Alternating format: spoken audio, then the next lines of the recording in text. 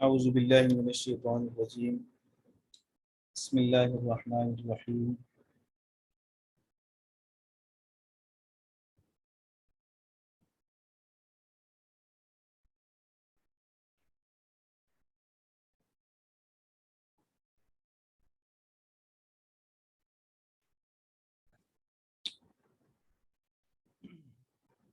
سورۃ الرحمن مدنیہ۔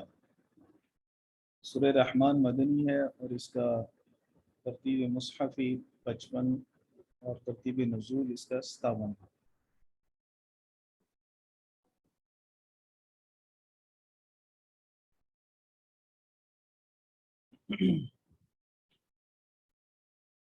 سورہ رحمان کے مدنی اور مکی ہونے میں اختلاف ہے۔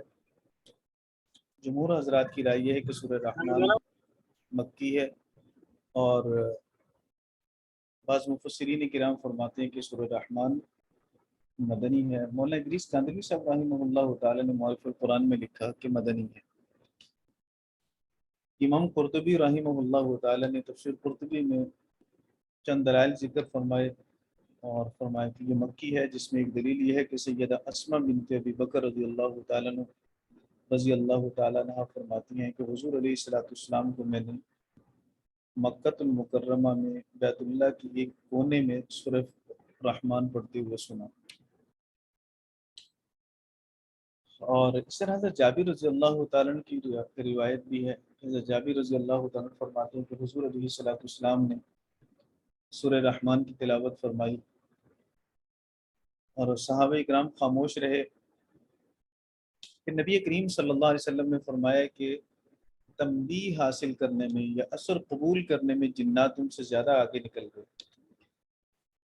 اور فرمایا کہ میں نے جنات میں سورہ رحمان کی تلاوت کی تو جب بھی آئی فَبِأَيِّ آلَاءِ رَبِّكُمَا تُكَذِّبَانِ، تو وہ یہ کہتے ہیں لا بِشَيْءٍ مِّن نِعْمَتِكَ رَبَّنَا تُكَذَّبُ فَلَكَ الْحَمْدُ، تیری نعمتوں میں سے کوئی نعمت بھی ہمارے رب ایسی نہیں ہے جس کو جھٹلایا جا سکے، فَلَكَ الْحَمْدُ، تعریفیں تیرے لیے ہیں۔ یہ حدیث مبارکہ ترمذی شریف میں ہے، اس لیے جنات والا جو واقعہ ہے وہ بھی مکہ المکرمہ میں ہوا۔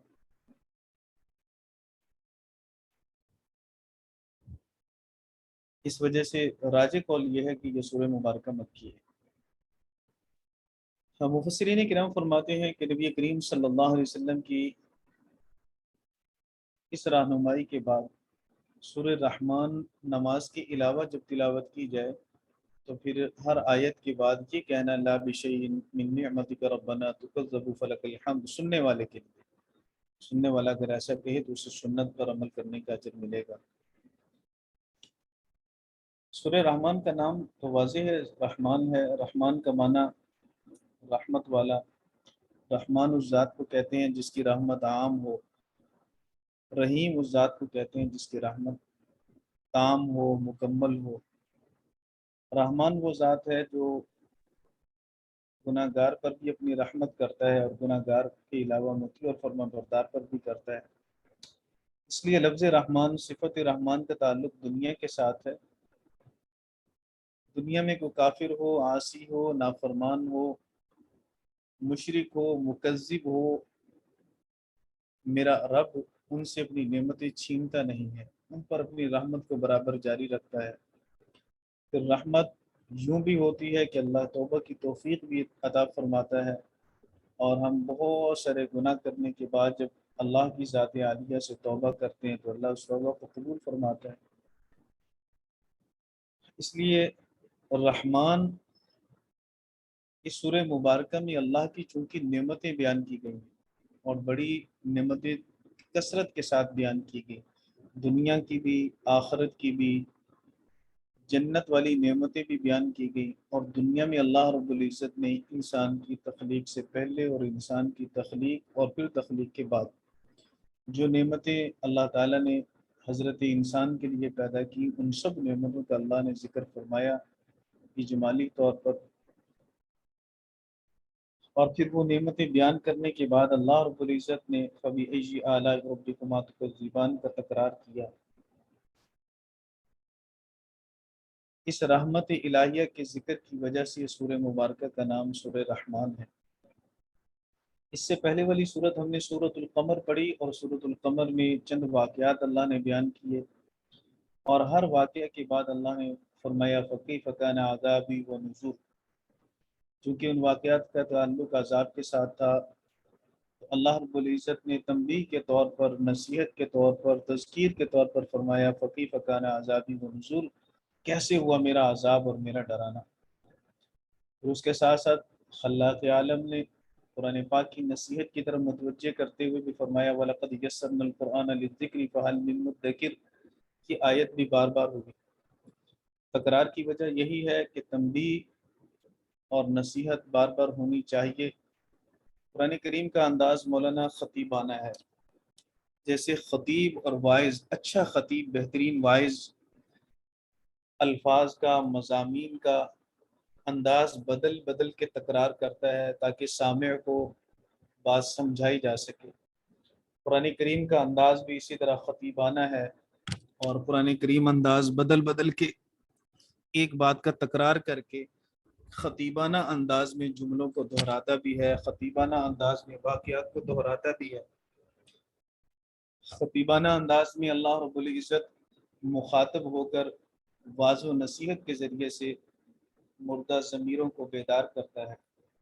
سورہ رحمان میں فَبِأَيِّ آلَاءِ رَبِّكُمَا تُكَذِّبَانِ کا تکرار ہے، چونکہ اللہ رب العزت کی نعمتیں ہیں، ہر نعمت مستقل ہے، ہر نعمت عالی شان ہے، اس لیے اللہ تعالیٰ نے ایک قسم کی نعمت بیان کرنے کے بعد یہ جملہ فرمایا، پھر دوسری قسم کی نعمتیں بیان کرنے کے بعد اس جملے کو دہرایا۔ اللہ کی نعمتوں میں سے ہر نعمت اس قابل ہے کہ اس پر بار بار شکر ادا کیا جا سکے۔ یہ تکرار ہمیں بار بار اسی بات کی طرف متوجہ کرتا ہے۔ سورہ رحمان کے بارے میں حضور سید عالم صلی اللہ علیہ وسلم نے فرمایا ان لکل شیء عروسا وعروس القرآن الرحمن، ہر چیز کے لیے بننا سنورنا ہے، یا ہر چیز کی ایک دلہن ہوتی ہے، سورہ رحمان قرآن پاک کی دلہن ہے۔ سورہ رحمان میں 78 آیات ہیں اور 3 رکوع ہیں۔ بسم اللہ الرحمن الرحیم الرحمن۔ مشرکین مکہ چونکہ اللہ رب العزت کو اللہ کے نام سے تو جانتے تھے، رحمان کے نام سے نہیں جانتے تھے۔ جب حضور سید عالم صلی اللہ علیہ وسلم رحمان کا نام استعمال کرتے تو مشرکین کہتے کہ لو، یہ ہمیں تو کہتا ہے کہ ایک معبود کی پوجا کرو، خود دو معبودوں کی پوجا کرتا ہے، ایک اللہ کی اور ایک رحمان کی، جبکہ اللہ وہی ہے جو رحمان ہے، رحمان وہی ہے جو اللہ ہے، یہ اللہ ہی کا دوسرا اسم صفاتی ہے۔ الرحمن علم القرآن، رحمان وہ ہے علم القرآن جس نے قرآن کو سکھایا، جس نے قرآن پاک کی تعلیم دی۔ مولانا ایک بات تو دونوں آیات سے ہمیں یہ سمجھ آ رہی ہے کہ رحمان کے بعد اللہ نے علم القرآن ذکر کر کے یہ بتلایا کہ قرآن پاک کا سیکھنا سکھانا رحمان کی رحمت سے ہے۔ آپ حضرات کو اللہ رب العزت نے قرآن پاک پڑھنے کی، قرآن پاک سیکھنے کی توفیق عطا فرمائی۔ بہت سارے آپ حضرات، بلکہ تقریباً سبھی مصروف لوگ ہیں، اور بچے آپ میں سے کوئی بھی نہیں، سب ماشاءاللہ کافی عمر والے ہیں۔ تو عمر کے اس حصے میں اور مصروفیات کے اس زمانے میں اور اس دور میں جب نفسا نفسی کا عالم ہے، دنیا کے پیچھے لوگ دوڑ رہے ہیں، آپ کی دوڑ اللہ کے قرآن کریم کی طرف سوائے اس کے اور کوئی وجہ نہیں کہ میرے اللہ نے آپ پر نظر رحمت فرمائی، نظر محبت کی، اور توفیق الہی سے آپ اللہ کے قرآن کریم کی طرف متوجہ ہوئے۔ الرحمن، رحمان، علم القرآن، جس نے قرآن سکھایا۔ تو علامہ کا معنی ہوتا ہے علم یعلم، سکھانا۔ پھر یہاں سے ہمیں یہ مسئلہ بھی معلوم ہوا کہ جب قرآن کریم سکھانے کے لیے رحمان خود معلم بن رہا ہے، تو اس کا مطلب وہ نہیں ہے جو پہلے صورت کے ان الفاظ سے کسی کو ظاہری طور پر سمجھ آتا ہے، یا لوگ جان بوجھ کر مغالطہ دیتے ہیں کہ بھئی قرآن تو آسان ہے، کیوں جاتے ہو علماء کے پاس، کیوں جاتے ہو مدارس میں، یہ تو آسان ہے، خود ہی سمجھ لو۔ بات یہ ہے کہ کلام الملوک کی ملوک الکلام، بادشاہوں کا کلام کلاموں کا بادشاہ ہوا کرتا ہے۔ جب اللہ رب العزت کلام کرے گا، بادشاہ کی بولی ہر ایک بندہ نہیں سمجھ سکتا، کلام جیسے اسی طرح کلاموں کے اندر کلام اللہ یہ احکم الحاکمین کا کلام ہے، جس کو سمجھانے کے لیے اور جس کو سکھانے کے لیے اللہ رب العزت خود معلم بن رہا ہے، اور معلم اللہ بن رہا ہے محمد عربی صلی اللہ علیہ وسلم کا۔ اس میں جہاں یہ بات ہے کہ قرآن پاک کو معلم سے سیکھنا چاہیے، از خود اس میں ٹکرے نہیں مارنی چاہیے۔ احکام والی آیات میں جیسے پچھلی صورت میں نے واضح کر دیا تھا، تذکیر نصیحت بالکل عام فہم ہے، حاصل کیجئے، قرآن پاک کا ترجمہ پڑھیے، تفسیر کا مطالعہ کیجئے۔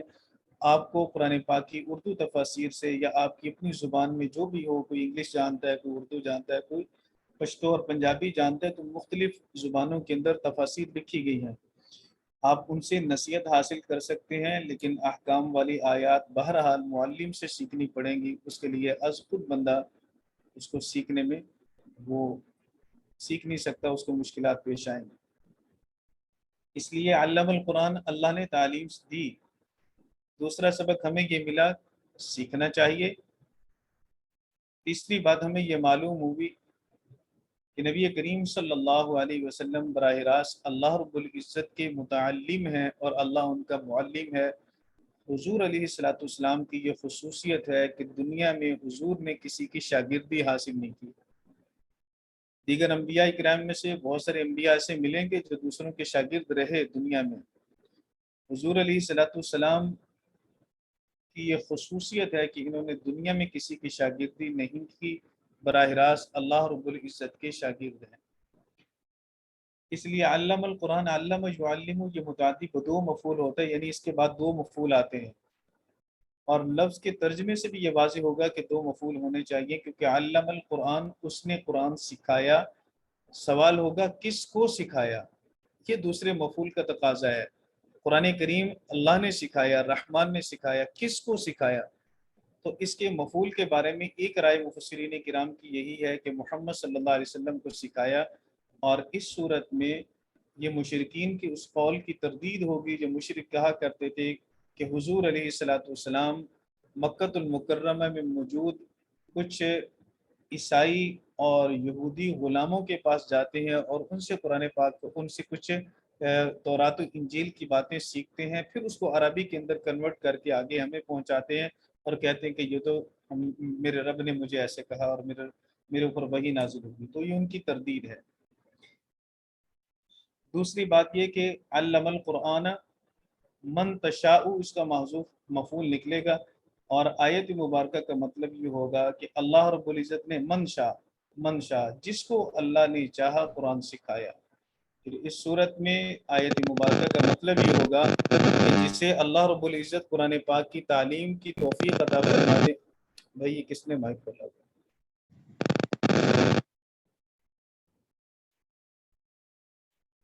جس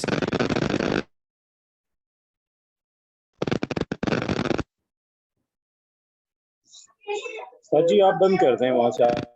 ہاں صاحب جی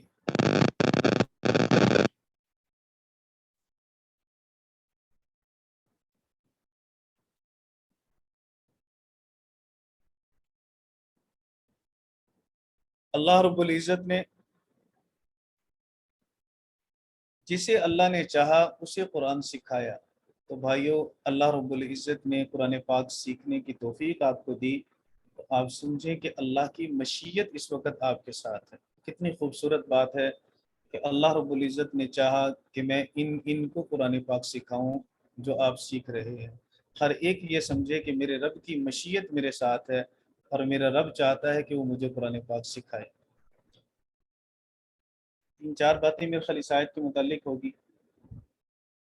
5ویں بات، الرحمن علم القرآن، رحمان کا لفظ پہلے لائے، علم القرآن تعلیم قرآن بعد میں لائے۔ اس میں ہماری رہنمائی یہ بھی ہے کہ ہم قرآن پاک مہربانی کے ساتھ سکھائیں، رحیم بن کے قرآن پاک سکھائیں، سخت بن کر نہ سکھائیں، ڈانٹ ڈپٹ کے ساتھ کسی کے دل میں قرآن نہ اتاریں۔ محبت کے ساتھ یہ تعلیم دیں، کسی کو غصے کے ساتھ یہ تعلیم نہ دیں۔ ہمارا یہ بھی المیہ ہے کہ ہم اپنے بچوں کو جب دین کی تعلیم دیتے ہیں اور دین سکھاتے ہیں ہم بچوں کو، تو ہم اس کے اندر بڑے متشدد بن جاتے ہیں، اور اس تشدد کو ہم سمجھتے ہیں کہ ہم دین پر بڑا عمل کر رہے ہیں اور ہم بڑے غیرت مند ہیں دین کے معاملے میں۔ اس لیے اگر بچے نے نماز نہیں پڑھی تو پٹائی کرو، اگر قرآن پاک پڑھنے کے لیے نہیں گیا تو پھر اس کی ٹھکائی کرو، اس کو تھپڑ مارو، ڈانٹ ڈپٹ کرو اسے، کیوں نہیں قرآن پڑھتے ہو؟ اور دل ہی دل میں شاید ہم یہ سمجھتے ہیں کہ یہ ہم قرآن پاک سے بڑی محبت کر رہے ہیں، اس لیے ہم بچوں کو ہم جبراً قرآن پاک پڑھا رہے ہیں۔ ایسی غلطی نہیں کرنی چاہیے۔ جیسے سکول کی تعلیم اور دیگر کاموں کے اندر ہم بچوں کو پیار سے چلاتے ہیں، نہ بچہ جائے تو ہم اسے لالچ بھی دیتے ہیں، محبت سے اسے قائل کرنے کی کوشش کرتے ہیں۔ قرآن پاک کی تعلیم ہمیشہ محبت سے دینی چاہیے۔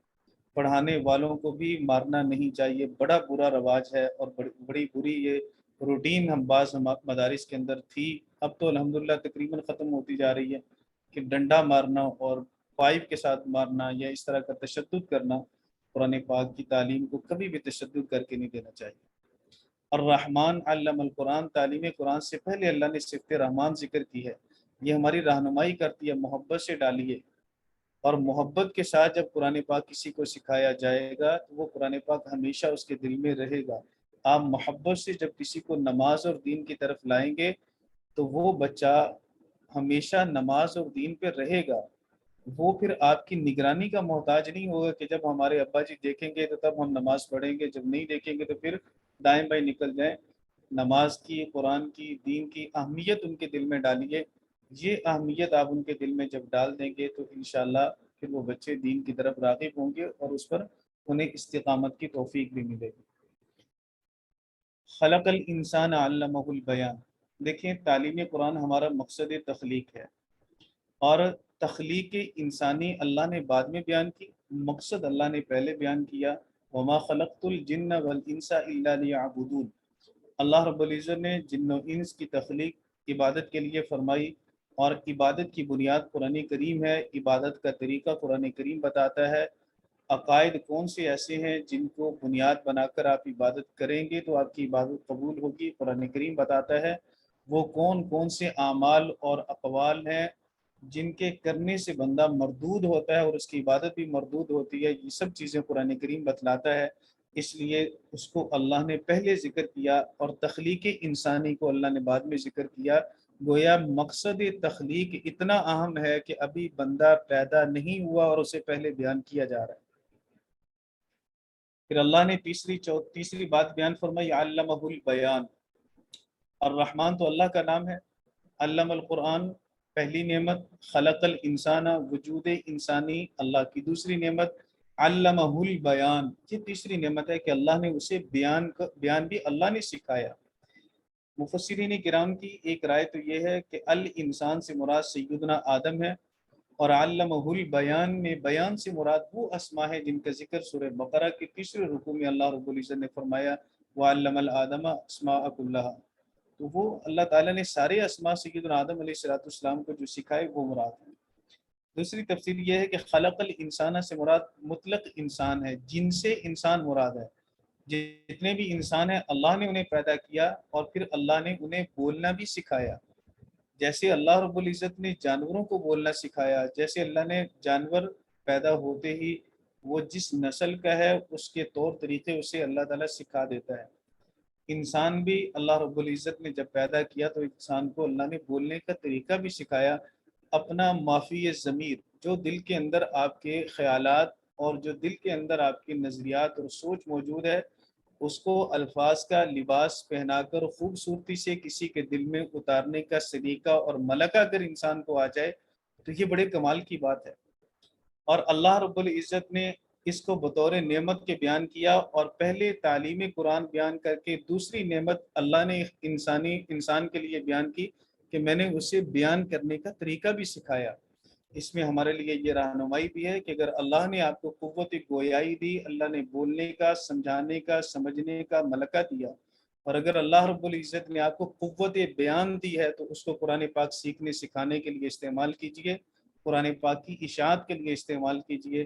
بجائے اس کے کہ بولنے کی اس صلاحیت کو آپ دوسرے کسی لغو کام کے اندر ضائع کر لیں، آپ اس صلاحیت کو اللہ کے قرآن کے لیے استعمال کریں۔ علم القرآن خلق الانسان علمہ البیان، یہ تین بنیادی نعمتیں اللہ رب العزت نے بیان فرمائی۔ اس کے بعد اللہ تعالیٰ نے پھر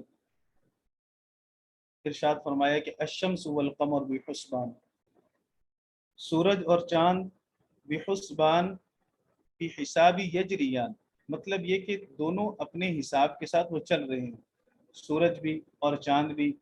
اللہ رب العزت نے اس آیت میں اپنی قدرت کا اظہار کیا، سورج اور چاند ایک حساب سے چل رہے ہیں، ایک مدار کے اندر گردش کر رہے ہیں۔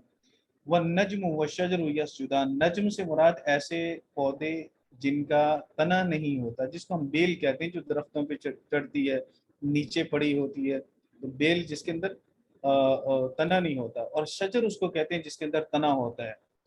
تو والنجم والشجر، ایسے پودے جن میں تنا نہیں اور وہ پودے جن میں تنا ہے، دونوں چیزیں۔ یسجدان، وہ سجدہ کرتے ہیں۔ یسجدانی، اصل میں یسجدانی تھا اور آخر سے یا کو حذف کر کے پھر اس کا کسرہ نون کے نیچے آ گیا، جو دلالت کر رہا ہے کہ آگے یا تھی۔ یسجدان مولانا سجدے کا معنی آپ یوں بھی کہہ سکتے ہیں کہ وہ سجدہ کرتے ہیں، لیکن سوال ہوگا کہ درخت کیسے سجدہ کرتا ہے، بیل کیسے سجدہ کرتی ہے، اور سورج اور چاند یہ کیسے اللہ رب العزت کے سامنے سر مسجود ہوتے ہیں؟ تو ایک مطلب اگر ظاہری الفاظ کا لیں گے تو پھر اس کا ہم یہ کہیں گے کہ جیسے اللہ رب العزت کو منظور ہے کما یلیق بشانہ ہی، جیسے ہر کسی چیز کی کوئی شان اور طریقہ ہے، وہ اپنے حساب سے اللہ کے سامنے سر مسجود ہوتا ہے۔ اور دوسری بات یہ کہ سجدہ کا معنی یہاں اطاعت اور فرما برداری ہے۔ سورج ہو، چاند ہو، تکوینی طور پر اللہ کے معمور ہیں، اور درخت ہوں، شجر و حجر، بحر و بر، دریا، خشکی و تر، پہاڑ، سب کچھ اللہ رب العزت کے تابع ہے، اور تکوینی طور پر اللہ رب العزت کے تابع ہے۔ کوئی چیز بھی اللہ رب العزت کے حکم کی خلاف ورزی نہیں کر سکتی۔ تو جب یہ دو عظیم ستارے سورج اور چاند یہ اپنے مدار کے اندر گردش کر رہے ہیں اور اللہ کے حکم کی خلاف ورزی نہیں کر رہے، اور اسی طرح درخت بھی اللہ کی اطاعت میں مشغول ہیں، تو اے انسان، تجھے اللہ نے شعور دیا، تجھے اللہ نے قوت بیان دیا، تجھے اللہ نے قرآن کریم کی تعلیم دی، تجھے تو اور بھی اللہ رب العزت کی اطاعت و فرما برداری کرنی چاہیے۔ والسماء رفعها، اللہ نے آسمان کو بلند کیا، بغیر ستونوں کے کیا، اتنی بڑی عظیم و شان چھت بنائی اللہ تعالیٰ نے، اور اس چھت کے نیچے ہمیں کوئی ستون اور سہارا نظر نہیں آتا۔ وہ وضع المیزان، اور اللہ نے عدل کو رکھا۔ میزان کا معنی ایک تو لفظ میزان سے مراد وہ معروف میزان جو قیامت کے دن اللہ رب العزت اعمال نامے تولنے کے لیے قائم کرے گا، وہ بھی مراد لیا، لیکن زیادہ مفسرین کرام نے میزان کا معنی یہاں عدل کیا۔ اللہ تطغوا فی المیزان، فرمایا تاکہ تم ترازو میں زیادتی نہ کرو، اللہ یہ کہ تم تطغوا زیادتی نہ کرو، فی المیزان میزان کے اندر، وَأَقِیمُوا الْوَزْنَ بِالْقِسْطِ، اور تم قائم کرو وزن کو انصاف کے ساتھ یا تول کو انصاف کے ساتھ، وَلَا تُخْسِرُوا الْمِيزَانَ، اور میزان میں تول میں کمی نہ کرو۔ اب دیکھیں کہ بات ایک ہی ہے لیکن اللہ نے اس کو دو تین انداز میں مختلف کر کے بتایا اس کی اہمیت کی خاطر۔ جب اللہ نے یہ کہا کہ وَوَضَعَ الْمِيزَانَ، اللہ نے عدل کو رکھا، اللہ تطغوا فی المیزان، تاکہ تم ناپ تول میں کمی نہ کرو، وَأَقِیمُوا الْوَزْنَ بِالْقِسْطِ، تو جب اللہ تطغوا فی المیزان کہہ دیا تو اس سے یہی بات سمجھ میں آ رہی ہے کہ پورا پورا تولو، برابر تولو، عدل کرو۔ لیکن پھر اس کی اہمیت کی خاطر اللہ رب العزت نے امر کی صورت میں پھر حکم دیا کہ وَأَقِیمُوا الْوَزْنَ بِالْقِسْطِ، تول کو انصاف کے ساتھ کرو، وَلَا تُخْسِرُوا الْمِيزَانَ، اور میزان میں کمی نہ کرو۔ طغیان کہتے ہیں اس کو زیادتی کو، اور خسارہ کا معنی کمی کرنا، اور قسط کا معنی برابر سرابر۔ تو نہ کمی کیجیے، نہ کسی کے ساتھ زیادتی کیجیے، اور نہ ہی انصاف کے خلاف کوئی اور انداز اختیار کیجیے۔ اللہ رب العزت نے پہلے میزان کے ذکر سے پہلے آسمان کا ذکر کیا، اور پھر اللہ رب العزت نے اس کے بعد والارض، زمین کا ذکر کیا۔ ترازو جو مولانا ہاتھ کے ساتھ آپ تولتے ہیں، اس ترازو کو آپ اوپر معلق رکھیں، زمین کی طرف اس کا ایک طرف جھکاؤ نہ ہو، تو اس سے آپ انصاف کے ساتھ برابر کسی چیز کو تول سکتے ہیں۔ اس لیے زمین و آسمان کے ذکر کے درمیان اللہ رب العزت نے ترازو کا اور میزان کا ذکر فرمایا۔ والارض وضعها للانام، اور زمین وضعها اللہ نے اس کو رکھا للانامی مخلوق کے لیے۔ انام کا معنی مخلوق، مخلوقات ساری ہی اللہ رب العزت کی بے شمار مخلوقات ہیں، لیکن محققین مفسرین فرماتے ہیں کہ یہاں مراد جن اور انس ہے، کیونکہ یہ دو مخلوقیں اللہ رب العزت کے حکم کی پابند اور مکلف ہیں، اور اللہ رب العزت نے انہی کے لیے اصل میں زمین کو بچھایا، اور انہی کے لیے اللہ تعالیٰ نے زمین جیسی نعمت کو رکھا۔ فیہا فاکہہ، اس زمین کے اندر فاکہہ ہے۔ فاکہہ اس پھل کو کہتے ہیں جو بطور تلذذ کے کھایا جائے، اور اللہ رب العزت نے یہاں تین طرح کے چیزوں کا ذکر کیا۔ کچھ چیزیں ہم بطور لذت کے کھاتے ہیں، کچھ چیزیں وہ ہوتی ہیں جن کو ہم پیٹ بھی بھر لیتے ہیں ان سے اور لذت والی بھی ہوتی ہیں، اور کچھ چیزیں وہ ہوتی ہیں جن سے ہم خالص پیٹ بھرنے، بھوک مٹانے کا کام لیتے ہیں۔ تو فاکہہ وہ چیز ہے جس میں لذت بھی ہے، جس میں لذت ہے اور محض مزے کے لیے کھائی جاتی ہے، پیٹ بھرنا مقصود نہیں ہوتا، ورنہ صرف 1-2 منٹ۔ اور والنخل، نخل کا معنی کھجور، کھجوریں ہم مزے کے لیے بھی کھاتے ہیں اور ساتھ سے بھوک بھی ختم ہوتی ہے۔ والحب، حب کہتے ہیں گندم کے دانے کو، تو یہ دانے بطور پیٹ بھرنے کے استعمال کیے جاتے ہیں۔ تو خوراک کی یہ تینوں قسمیں اللہ رب العزت نے پیدا فرمائی، اور یہ پیدا کرنے کے بعد اللہ نے فرمایا فَبِأَيِّ آلَاءِ رَبِّكُمَا تُكَذِّبَانِ۔ یہ آیت مبارکہ 31 مرتبہ سورہ رحمان میں آ رہی ہے، اور ہر ایک کا الگ الگ مزہ ہے، ہر ایک کی الگ الگ اس میں تفصیل ہوگی۔ 8 مرتبہ شروع میں اللہ رب العزت نے 8 قسم کی نعمتیں بیان کرنے کے بعد 8 مرتبہ یہ آیت دہرائی۔ پھر اس کے بعد جہنم کے 7 دروازے ہیں، تو جہنم کے 7 عذابوں کا ذکر کر کے 7 مرتبہ فَبِأَيِّ آلَاءِ رَبِّكُمَا تُكَذِّبَانِ آیا۔ پھر اس کے بعد آخری رکوع کے اندر اللہ رب العزت نے 2 مرتبہ جنت کا ذکر کیا، جنت کی 2 قسمیں، اور ہر ایک جنت کے دروازے 8 ہیں، تو ہر ایک جنت کے لیے اللہ نے 8 مرتبہ فَبِأَيِّ آلَاءِ رَبِّكُمَا تُكَذِّبَانِ کہا۔ یہ کل 31 بار ہو جائیں گے۔ چلیں باقی تفصیل پر کل کریں گے اس کی انشاءاللہ۔ اللہ رب العزت سمجھنے کی، عمل کرنے کی توفیق عطا فرمائے۔ السلام علیکم ورحمۃ اللہ وبرکاتہ۔ وعلیکم السلام ورحمۃ اللہ وبرکاتہ۔ وعلیکم السلام۔ السلام علیکم ورحمۃ اللہ وبرکاتہ۔ وعلیکم السلام۔ وعلیکم السلام ورحمۃ اللہ وبرکاتہ۔ وعلیکم السلام ورحمۃ اللہ۔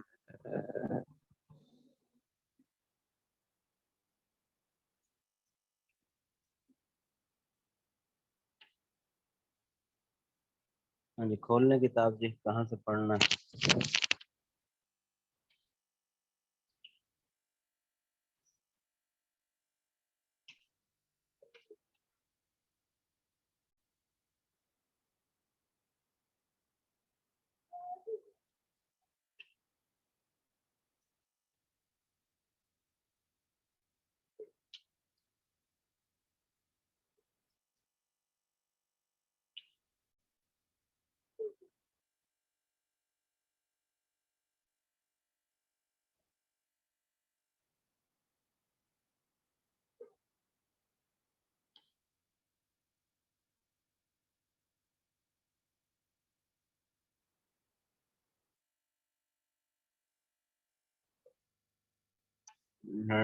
کھول رہا کوئی کتاب؟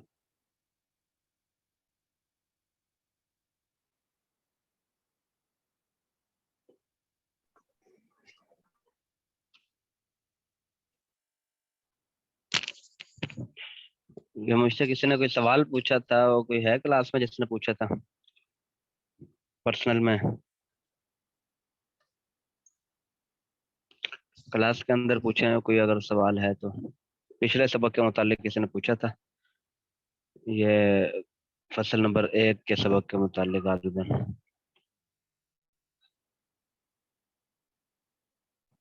جی استاد جی، وہ جو جامد مصدر مشتق کے بارے میں اس میں تھوڑی بات۔ اچھا، جامد مصدر مشتق، یہ آسان ہی ہے۔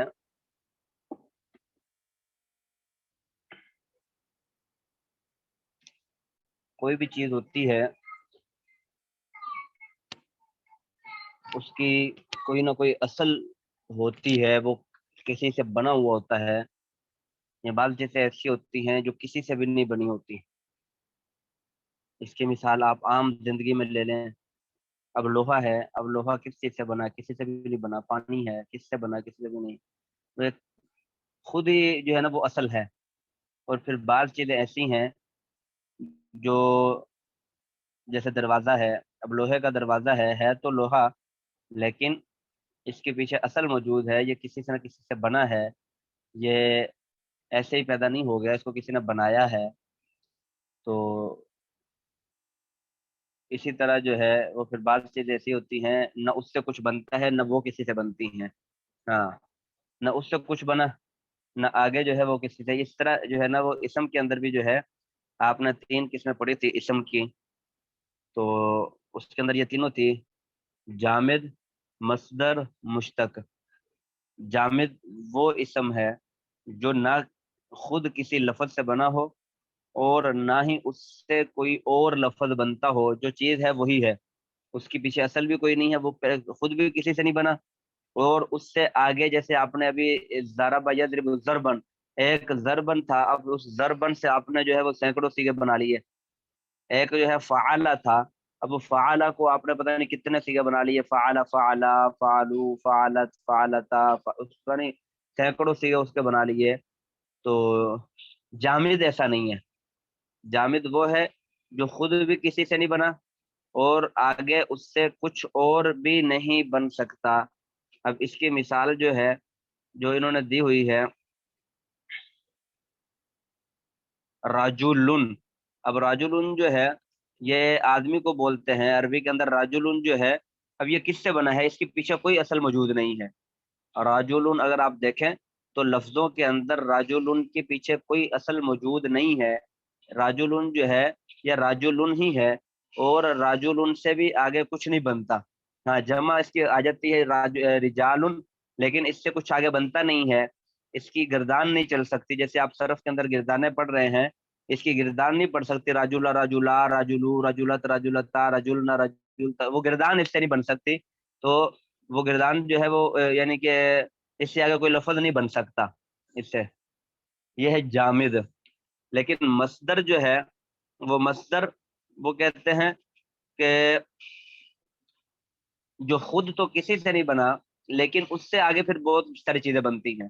مصدر وہ ہے جو خود تو کسی سے نہیں بنا لیکن اس سے آگے تو بڑی چیزیں بنتی ہیں۔ جیسے میں نے آپ کو لوہے کی مثال دی، لوہا جو ہے وہ خود تو کسی سے نہیں بنا لیکن لوہے سے آگے بہت ساری چیزیں بنتی ہیں، لوہے کے دروازے، لوہے کی کھڑکیاں، لوہے کا پنکھا، لوہے کے بے شمار سینکڑوں چیزیں لوہے سے بنتی ہیں۔ اسی طرح جو ہے مصدر وہ ہے جو خود تو کسی سے نہیں بنا لیکن اس کی آگے پھر سینکڑوں چیزیں بنتی ہیں، سینکڑوں چیزیں بنتی ہیں۔ جیسے ضربن، یہ ایک مصدر ہے، اب ضربن جو ہے یہ کس سے بنا ہے؟ کسی سے بھی نہیں۔ ضربن جو ہے وہ اصل ہے، تو لیکن ضربن سے آگے جو ہے، ایک منٹ،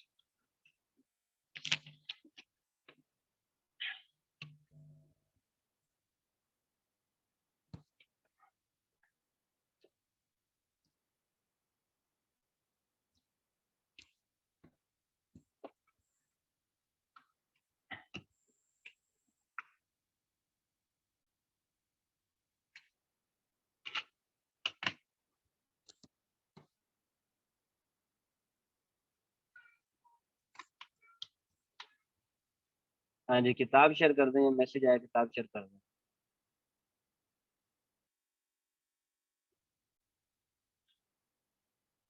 اچھا جی، ضربن جو ہے یہ خود تو کسی سے نہیں بنا لیکن ضربن سے آگے بے شمار چیزیں بنی ہیں، ضربا، ضربا، یہ سب کچھ ضربن سے بنا ہے۔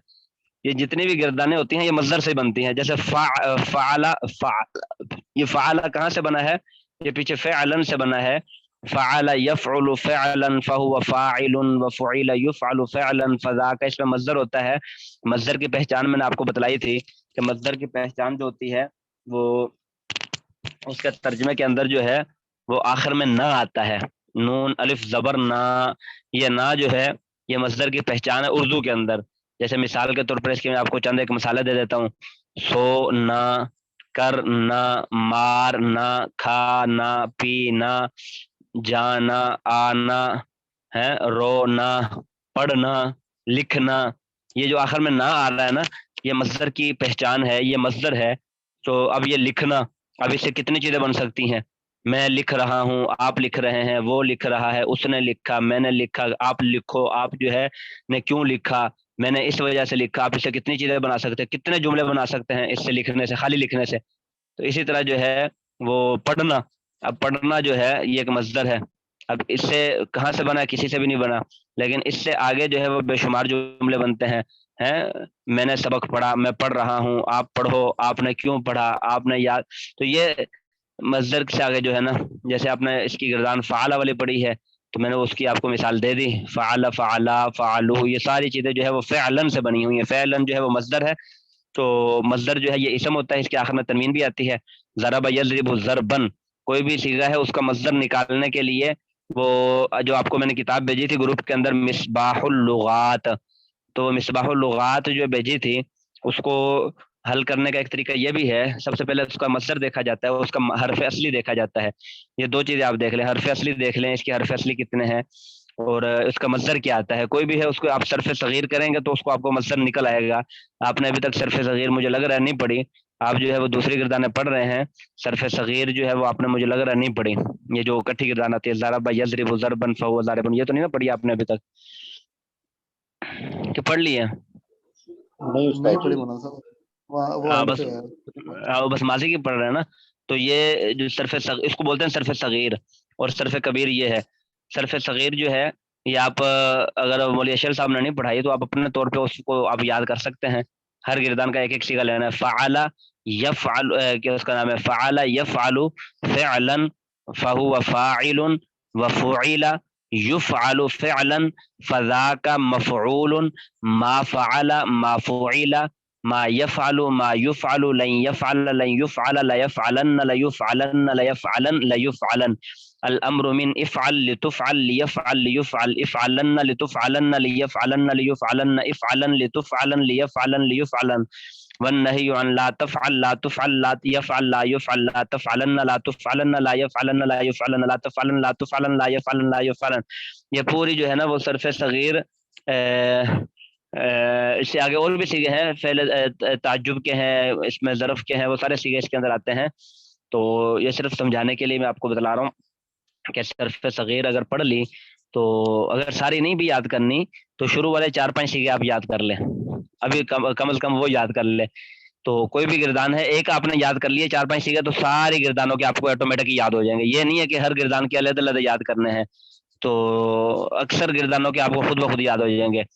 تو جیسے ضربہ ہے، ضربہ یضرب ضربن، بس یہ 3 صیغے یاد کر لیں. اس 3 صیغوں میں آپ کو مصدر نکل آئے گا. ضربہ ماضی کا صیغہ ہے، یضرب مضارع کا صیغہ ہے، ضربن یہ مصدر ہے. تیسرا جو ہے اس میں مصدر ہے، ضربہ یضرب ضربن.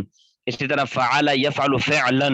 اسی طرح نصر ینصر نصرا، یہ تیسرا جو ہے یہ مصدر ہے، نصر ینصر نصرا.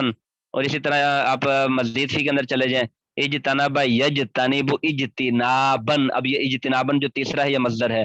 اسی طرح جو ہے وہ آپ استنصر یستنصر استنصارن، یہ استنصارن مصدر ہے. اکرم یکرم اکرامن، یہ تیسرا جو ہے یہ مصدر ہے. تو یہ صرف صغیر جب آپ یاد کر لیں گے تو اس میں آپ کو مصدر نکالنا آ جائے گا کہ کوئی بھی فعل ہے اس کا مصدر آپ کیسے نکال سکتے ہیں، اس کا آپ کو کیسے پتہ چلے گا کہ اس کا مصدر کیا ہے. اصل جو ہے جب مصدر کا معلوم ہو گیا تو آپ کو اس کا ترجمہ بھی معلوم ہو گیا ہے. اجتناب کا ترجمہ بچنا، تو اجتنابن کا معنی بچنا ہو جائے گا. ہے نصر کا مطلب جو ہے نا وہ نصر ینصر نصرن، نصرن کا مطلب ہے مدد کرنا ہے.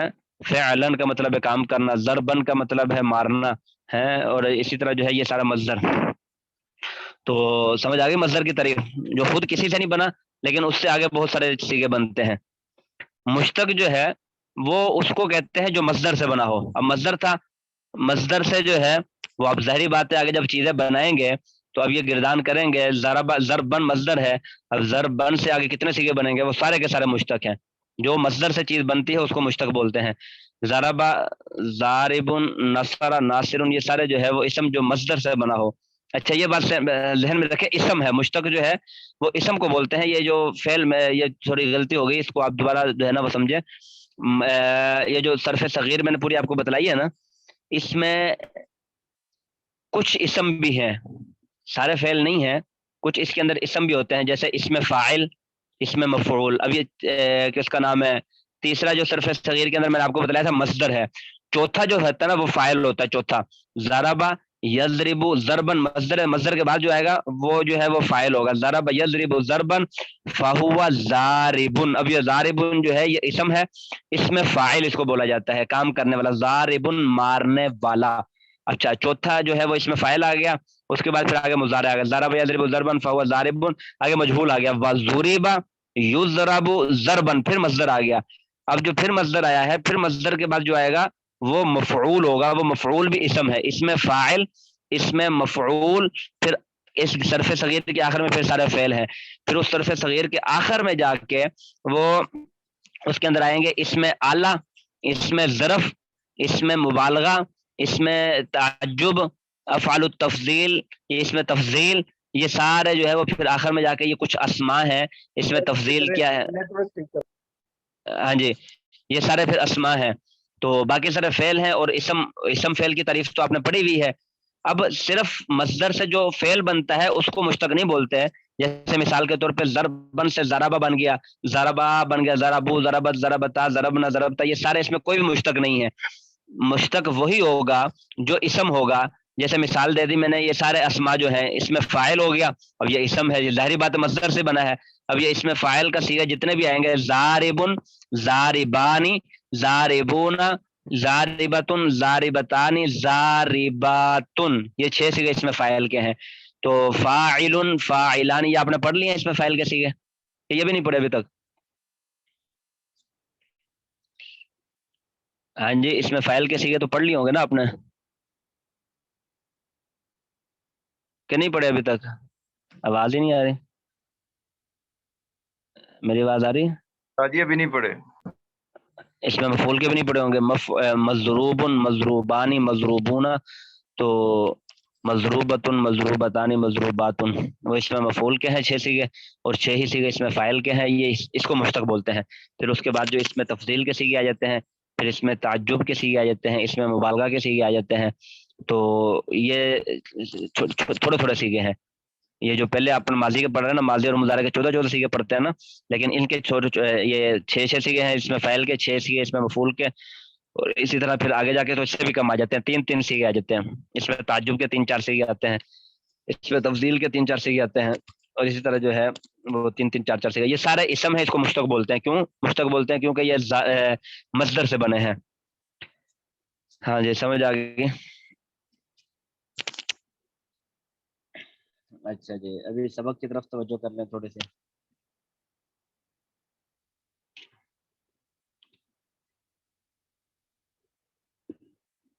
بڑے یہ لیٹ کتاب شیئر کی ہیں.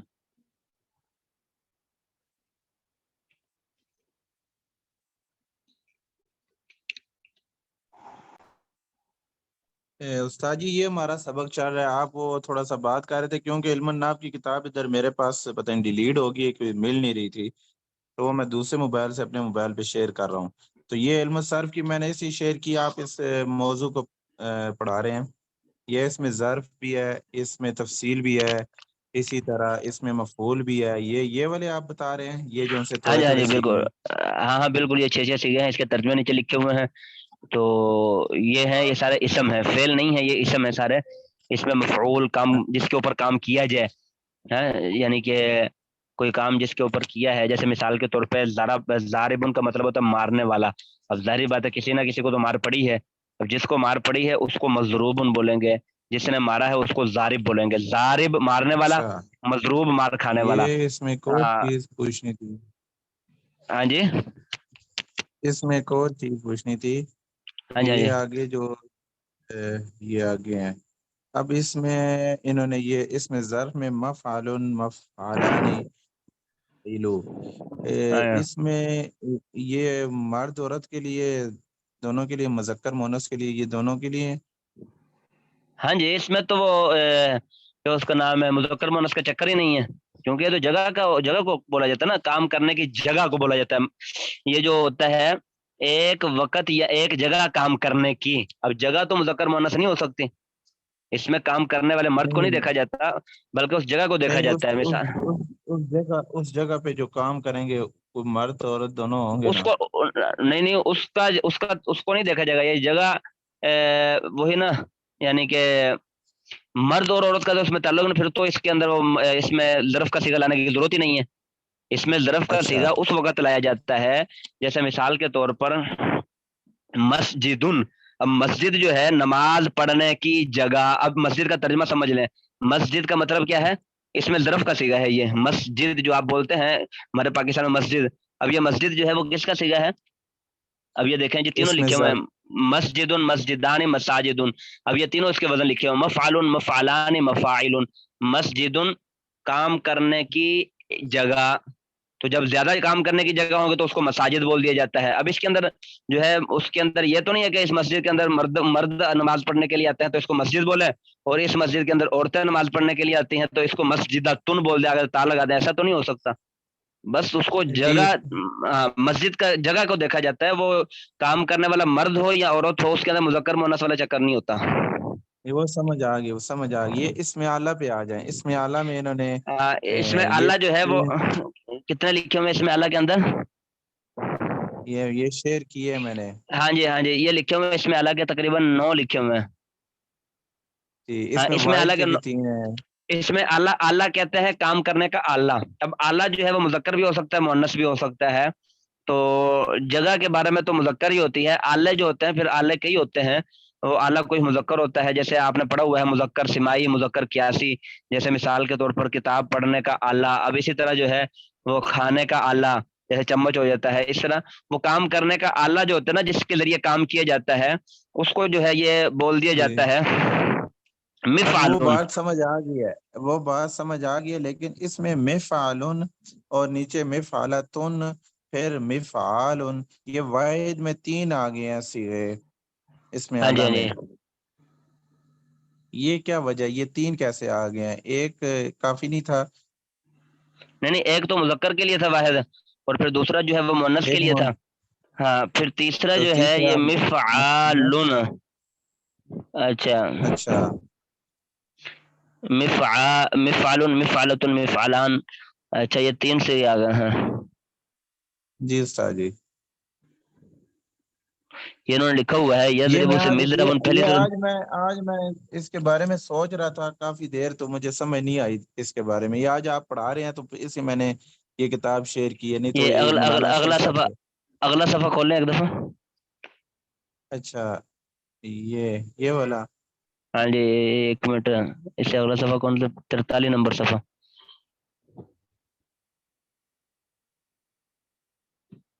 इसमें सवालात हैं। नहीं बस ठीक है, इसमें मिज़रबुन मिफ्ताहुन मिक़रादुन, इसमें अल्लाह की गर्दान, मिस्माउन मनासिरु मफातिहु के माना 6 सवालात हैं। पीछे वाला सफ़ा ही खोल लें फिर, इसके ऊपर लिखा होगा। इसमें नीचे 3 सूरतें बताई हुई हैं नीचे, हाँ जी हाँ जी, अच्छा पहले तो इसके जैसे आखिर में ता ज्यादा यज़रिबु कर दो, से ये लामत मुज़दरक, एक एक मिनट आप इसको सोचो, मैं 1 मिनट आ रहा हूँ।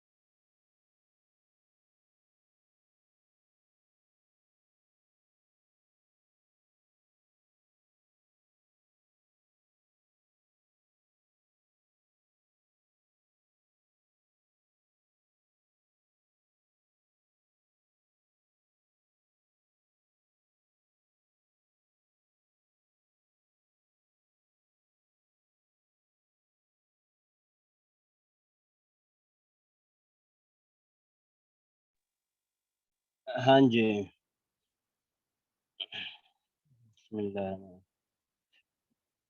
اچھا یہ فرما رہے ہیں کہ پہلی یہ کہ علامت مضارع کی جگہ میم مقصور لگا کر، اچھا یہ اس کا اصول لگا دیا، اصول بنا دیا۔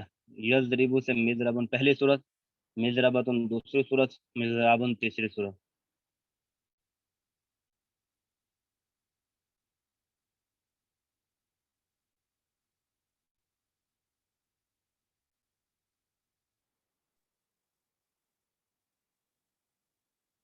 چلیں استاد جی یہ اس مولانا اشل صاحب سے پھر پوچھیں گے۔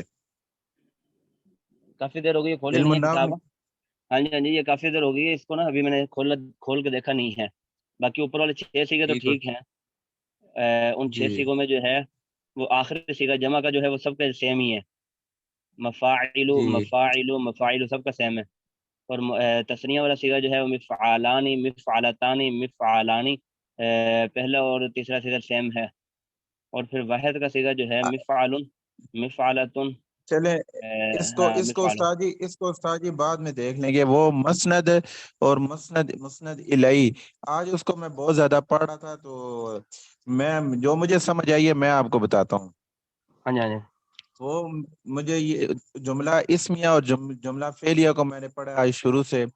تو جملہ اسمیہ اچھا جس کا شروع میں اسم ہو، جملہ ہاں جی فعلیہ جس کا پہلا فعل ہو۔ تو اب اس میں مسند اور مسند الیہ کا انہوں نے بتایا کہ یہ میں آپ کو میں نے آپ کو بتایا تھا مسند مبتدا کو کہتے ہیں، مسند الیہ مبتدا کو کہتے ہیں، اور مسند جو ہے یہ خبر کو بولتے ہیں۔ یہ مبتدا کی جو تعریف ہے وہی مسند الیہ کی نام کا ترجمہ علیحدہ بن جاتا ہے، لیکن وہ چیز ایک ہی ہے۔ مسند الیہ اور مبتدا یہ دونوں ایک ہی ہے، اور مسند اور خبر یہ دونوں ایک ہی چیز ہے، یعنی کہ سیم ہے۔ یہ جو آپ استاد جی یہ مسند جو خبر ہے، مسند الیہ خبر میم نہیں کے ہو اوپر سکتی؟ پیش ہے، میم کے اوپر پیش ہے مسند الیہ۔ اچھا مسند الیہ یہ مسند خبر نہیں الیہ ہو جو سکتی؟ نہیں یہ تو مبتدا کا دوسرا نام ہے، خبر کیسے ہوگی؟ مبتدا خبر تو نہیں ہو سکتی، خبر ہے، مبتدا ہے۔ اچھا مسند مبتدا نہیں ہو سکتا پھر؟ مسند مبتدا ہو نہیں سکتا۔ ہاں یہ ہو سکتا ہے، آپ نے پڑھا ہوا مبتدا کا ترجمہ ہے جس سے ابتدا کی جائے، مبتدا پہلے آتا ہے خبر بعد میں آتی ہے، یہ آپ نے پڑھا ہوا ہے۔ لیکن کبھی کبھی جو ہے وہ کسی مجبوری کی وجہ سے یا کسی وجہ سے آگے پیچھے ہو سکتا ہے، ایسا ہو سکتا ہے کہ خبر پہلے آ جائے مبتدا بعد میں آ جائے۔ ہاں جی خبر پہلے دے دے کہ اور پھر مبتدا جو ہے وہ بعد میں آ جائے، اس طرح جو ہے وہ ہو سکتا ہے۔ تو اچھا لیکن ہاں جی یہ ٹھیک ہو گیا، یعنی کہ اگر خبر پہلے آ جاتی ہے تو وہ ہوگی مسند یوسف، اس کو بولیں گے۔ ہاں اس کو ہم خبر ہی بولیں گے۔ جیسے مثال کے طور پہ اردو کے اندر بھی بعض ہم ایسے بول دیتے ہیں، میرے ذہن میں کوئی مثال نہیں آ رہی، جیسے میں نے کھانا کھا لیا۔ اب میں جو ہے یہ مبتدا ہے، کھانا کھا لیا، خبر دے رہا ہوں آپ کو میں نے کھانا کھا لیا۔ تو بس اوقات جو ہے وہ پھر اس کو ہم یعنی کہ جملہ اگر بگاڑ دیں یا کسی وجہ سے کھانا کھا لیا میں نے، تو بات تو ٹھیک ہے، جی میں نے کھانا کھا لیا میں نے، تو یہ بھی ٹھیک ہے، لیکن اصل جملہ تو جی وہی ہے، میں نے کھانا کھا لیا۔ لیکن اگر کبھی کسی وجہ سے جو ہے وہ اس کا الٹ بھی ہو جائے، خبر پہلے دے دے کھانا کھا لیا، اب یہ کھانا کھانا جو ہے یہ خبر دے رہا ہے کھانا کھا لیا، کس نے کھانا کھایا؟ میں نے کھایا، میں مبتدا ہوں، کھانا کھانا جو ہے وہ خبر ہے، تو کھانا کھا لیا میں نے، تو اب دونوں ٹھیک ہے۔ یہ اردو کے اندر میں نے آپ کو سمجھانے کے لیے مثال دی ہے، چونکہ عربی کے اندر پھر آپ کو سمجھ نہیں آئے گی، تو اردو کی مثال دی ہے۔ اس طرح کتنے بے شمار جملے ایسے ہیں جس کے اندر بندہ خبر پہلے دے دیتا ہے اور مبتدا کو بعد میں ذکر کرتا ہے۔ تو اسی طرح عربی کے اندر بھی بسا اوقات کوئی شعر و شاعری کا وزن برقرار رکھنے کے لیے یا پھر جو ہے وہ کسی اور مجبوری کی وجہ سے اس کو جو ہے جملے کی فصاحت اور بلاغت کی وجہ سے بسا اوقات جو ہے وہ اس طرح کا ہوتا ہے، لیکن عام طور پر جو ہے وہ اکثر 100 میں سے جو ہے وہ 80-90% جو ہے وہ مبتدا ہی پہلے آتا ہے، خبر بعد میں آتی ہے۔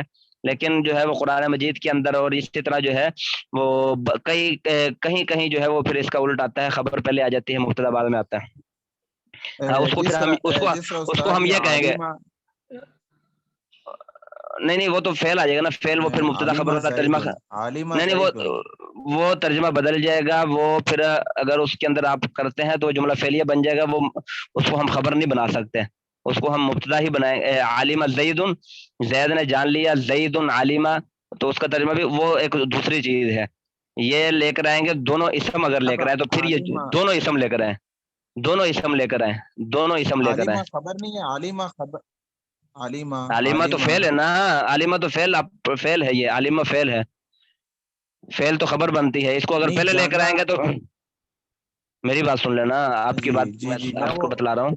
عالمہ زید، عالمہ جو ہے یہ اگر زید کو پہلے لے آئیں، زید عالمہ، تو زید مبتدا، عالمہ جو ہے وہ خبر بن جائے گی، ٹھیک ہو گیا۔ لیکن اگر اس کے اندر خبر کو پہلے لے کر آئیں گے تو پھر وہ خبر نہیں رہے گی، عالمہ کو اگر پہلے لے کر آئیں گے تو وہ خبر نہیں رہے گی، بلکہ وہ فعل ہے نا، عالمہ فعل بن جائے گا، اس کے اندر ضمیر اس کا فعل مل کر جملہ فعلیہ خبریہ ہو، وہ جملہ فعلیہ خبریہ ہوگا، وہ جملہ فعلیہ خبریہ ہو جائے گا۔ اس کی مثال آپ اس وقت دے سکتے ہیں جب دونوں اسم لے کر آئیں، جیسے مثال کے طور پر عالمہ کی جگہ آپ عالمن کو لے آئیں، عالمن اس میں فاعل کا صیغہ میں نے آپ کو بتلایا ہے، وہ اسم فاعل ہے، اسم ہے، زید عالم، زید عالم ہے، اب زید مبتدا، عالم خبر، مبتدا خبر مل کر جملہ اسمیہ خبریہ ہو گیا۔ لیکن اب اگر آپ عالم کو پہلے لے کر آ جائیں، پھر زید کو بعد میں لے کر آئیں، عالم زید، تو اب جو ہے وہ اس صورت میں یہ چونکہ عالم پہلے آ گیا ہے، اب اس کو فعل تو ہم بنا نہیں سکتے، فعل تو ہے نہیں، یہ تو اسم ہے، اس میں فاعل ہے، اس میں فاعل جو ہے اس کو پھر آپ ترکیب یوں کریں گے کہ عالم خبر مقدم اور زید مبتدا مؤخر، مبتدا اپنی خبر سے مل کر جملہ اسمیہ خبریہ ہو گیا۔ تو یہ اس کی ترکیب کریں گے، دونوں اسم لے کر آئیں گے، پھر یہ وہ بنے گا، دونوں اسم لے کر آئیں گے تو ہاں جی سمجھ آ ٹھیک گئی، ہے چلیں جی جی۔ سر جی، یہ بس آج اس کو کافی دیر سمجھنے کی کوشش کرتا نا، کیونکہ کنفیوز ہوتا رہا ہوں، یہ مکس ہوتا رہا ہے، ہاں ہاں پوچھ ویسے لیے، تو اگر اس سمجھ طرح آ کوئی گئی تھی سوال ہوتا ہے تو کہتا ہے پچھلا سمجھ آئے گا تو پھر اگلا سمجھ آئے گا، پچھلا کو کوئی سمجھ نہ آئے تو آپ پوچھ لیے کرنا، کوئی مسئلہ نہیں ہے اس میں، اچھی بات ہے۔ جی ابھی پچھلا بھی دہرانا شروع کر دیا، ساتھ ساتھ ہاں جی ہاں جی، آگے اچھی بات، درمیان میں بالکل، سے بھی۔ یہ سب جو ہے نا یہ دہرائیں، ابھی کلاس میں جتنے بھی لڑکے ہیں یہ سارے جو ہے وہ کوشش کیا کریں کہ پچھلا سبق بھی دہراتے رہا کریں، ہم تو ہماری تو کوئی ترتیب نہیں ہے کہ ہم پچھلا سبق جو ہے وہ آپ سے سنیں، کیونکہ آپ کو پہلے بتلایا تھا کہ بچوں کو سمجھانا پڑتا ہے، جو بچے ہوتے ہیں نا ان کو بتلانا پڑتا ہے، اور جی وہ جو ہے وہ پچھلا سبق ان کو روزانہ سننا ہو، اب تو ماشاءاللہ بچے نہیں ہیں تو اس لیے آپ خود ہی اپنے طور پہ جو ہے وہ دہراتے رہا کریں۔ اچھا جی چلیں جی، وقت تو آپ کو پورا ہو گیا، السلام علیکم ورحمۃ جی، اللہ وبرکاتہ۔ وعلیکم السلام ورحمۃ وعلیکم السلام۔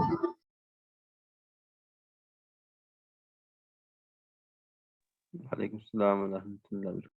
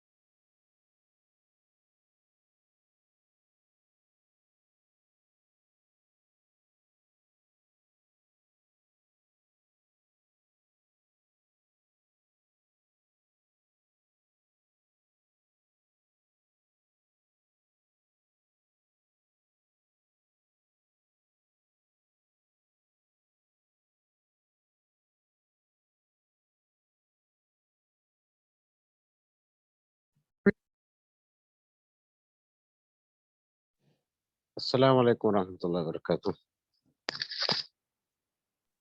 وعلیکم السلام ورحمۃ اللہ وبرکاتہ. وعلیکم السلام.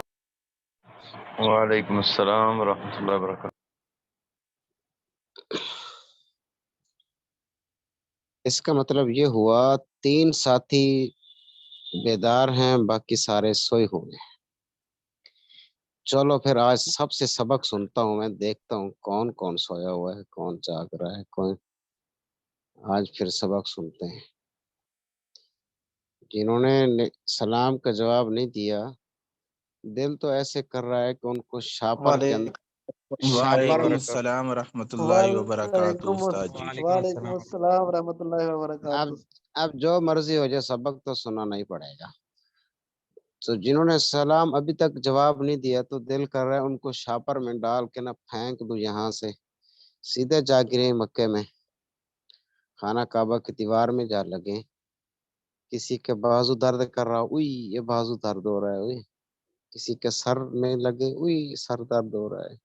کوئی کہہ رہا ہے اوئی میری ٹانگ درد ہے. اچھا تو آج پھر سبق دعا تو سنتے ہیں. ماشاءاللہ بڑی پیاری دی ہے. تو جو درد اور تکلیف ہوگی وہ برداشت کر لو گے. وہاں کا اچھا درد بھی استاد جی مزے والا ہے. سبحان اللہ. اچھا آپ پہلے تو یہ ہے کہ آپ مجھے نا اس کا لنک میرے نمبر پہ سینڈ کر دیں. بس لنک ڈھونڈتا رہا، پتہ نہیں مجھے بڑی مشکل سے ملا ہے. میرے نمبر جو میرے پاس جو لنک ہے وہ پرانا لنک ہے، وہ چل رہی، وہ میں چل ہی نہیں رہا. میں نے کہا پتہ نہیں کیا مسئلہ ہے. ادھر دیکھا تو یہ اور لنک ہے، سینڈ کر دیں. اور دوسرا یہ ہے کہ آپ سب سبق سنیں مجھے آج، اور آج پیچھے سے بھی سنوں گا. میں چیک کروں گا آج کتنا یاد کرتے ہو. جی سنائیے. عبداللہ بن عباس جی استاد جی. بسم سنائیے. اللہ الرحمن الرحیم. حب الدنیا رأس کل خطیئت. حب کا مطلب ہے محبت کرنا، الدنیا دنیا سے. رأس کا مطلب ہے سر، یہ کلی ہر، کلی تمام. خطی کا مطلب ہے خطا، گناہ. تو اس حب الدنیا رأس کل خطیئت، کہ دنیا کی محبت ہر خطا کی جڑ ہے. یہاں جڑ لفظی ترجمہ سر ہو گیا، تو باماورا جڑ، دونوں ترجمے ہیں. تو دنیا اس کو کہتے ہیں جو اللہ سے غافل کر دے، دنیا کی تعریف جو اللہ سے غافل کر دے. یعنی کہ انسان اگر حرام کما رہا ہے تو یہ حرام کمانا اس کو اللہ سے دور کر رہا ہے، تو یہ دنیا ہوئی. اگر حلال کما رہا ہے تو حلال کمانے کے بارے میں حدیث ہے کہ کسب الحلال ہی، وہ پیچھے ہم نے پڑھا تھا، اللہ کا دوست ہے. تو جس طرح سودی کاروبار کرنا یہ بھی حرام ہے. تو گویا کہ یہ دنیا ہوئی، تو یہ بھی اللہ سے دور کرنا ہے. تو جس طرح انسان جتنے بھی گناہ کرتا ہے وہ دنیا کی وجہ سے کرتا ہے، عورت کی وجہ سے، مال کی وجہ سے، اولاد کی وجہ سے. اسی طرح مختلف جو چیزیں ہیں دنیا کی، ان کی وجہ سے وہ حرام کام کرتا ہے. تو اگلی حدیث ہے احب الاعمال الی اللہ ادومها وان قل. اسی طرح استاد جی جی احب کا بھی محبت کرنا. احب اعمال کا مطلب اعمال الی اللہ، اللہ کی طرف. اور ادومها دوام سے ہے. اور وان قل، اور قل کا مطلب ہوتا ہے کہ کم، وَإِن اور اگرچہ کم. یعنی اعمال میں سب سے زیادہ محبوب عمل اللہ کو وہ ہے جو ہمیشہ ہو جس میں دوام ہو. وَإِن قَلَّ اور اگرچہ کم ہو. یعنی کہ بے شک تھوڑا عمل کرے لیکن دوام کے ساتھ کرے، ہمیشگی اس میں ہو، تو یہ عمل اللہ کو بڑا پسند ہے۔ بہت زیادہ عمل کرے لیکن اس میں دوام نہیں ہے، ہمیشگی نہیں ہے، تو اس سے بہتر ہے کہ تھوڑا عمل کرے لیکن ہمیشہ کرے۔ تو اس میں ایک اللہ کا ذاتی نام اللہ ہے، اللہ کا ذاتی نام جس میں اللہ، اللہ کی طرف اللہ کا ذاتی نام یہ ہے، اللہ کا ذاتی نام ہے کہ اللہ اس واجب وجود ذات کو کہتے ہیں جو ہر کمال کو جامع ہو، ہر طرح کے کمال کو، جس کو ہر طرح کے کمال حاصل ہوں، ہر عیب سے پاک۔ تو آپ وہ تعریف یہ سنائے نا جو میں نے بتائی تھی کل، اللہ کس کو کہتے ہیں؟ اللہ کہتے ہیں اس واجب الوجود ذات کو جو ہر صفات کمال جو کو جامع ہو۔ جامع ہو۔ جی جی، شاباش۔ یعنی کہ جتنی بھی کامل صفات ہیں وہ اللہ کے اندر پائی جاتی ہیں، کامل صفات۔ جی جی تو اس لیے اس حدیث میں جو خاص بات بتائی گئی ہے، جو موضوع اس میں بتایا گیا وہ عمل کے بارے میں بتایا گیا ہے کہ آدمی جو بھی نیک اعمال کرے اس کو ہمیشگی کے ساتھ کرے، دوام کے ساتھ کرے، بے شک تھوڑا ہو۔ اعمال میں سے جتنے بھی اعمال ہیں، اب تہجد کی مثال دی گئی، تو تہجد پڑھے، 2 نفل پڑھے، 4 پڑھے، لیکن ہمیشہ پڑھے، تو اللہ سے اس کی توفیق بھی مانگے ہمیشگی کے لیے۔ اور جی شاباش۔ ہاں جی۔ یہ کل 3 حدیثیں ہم نے پڑھی تھیں۔ جی جی تیسری حدیث سنائیے۔ تیسری حدیث، افضل الصدقہ ان تشبع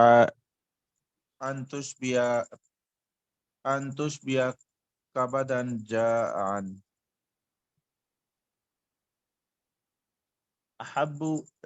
افضل الصدقہ یعنی جو بہترین صدقہ ہے، افضل صدقہ، ان تشبع، ان کے تشبع،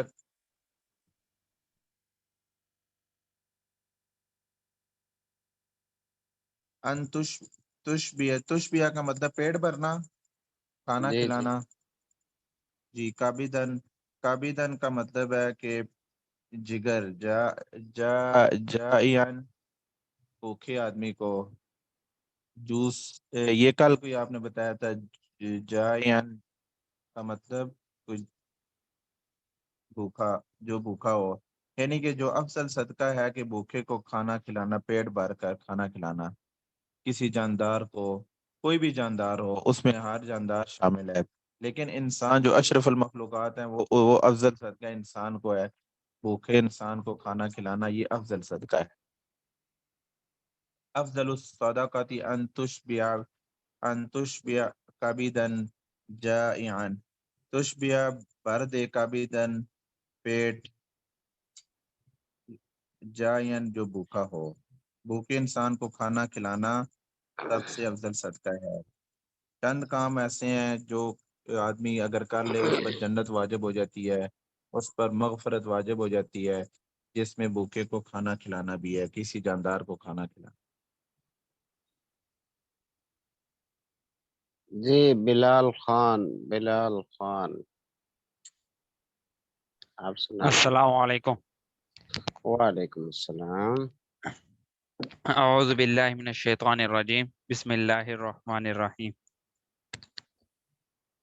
حب الدنیا رأس کل خطیئۃ، حب الدنیا، دنیا سے محبت، رأس کل خطیئہ، بہت بڑی خطا یعنی گناہ۔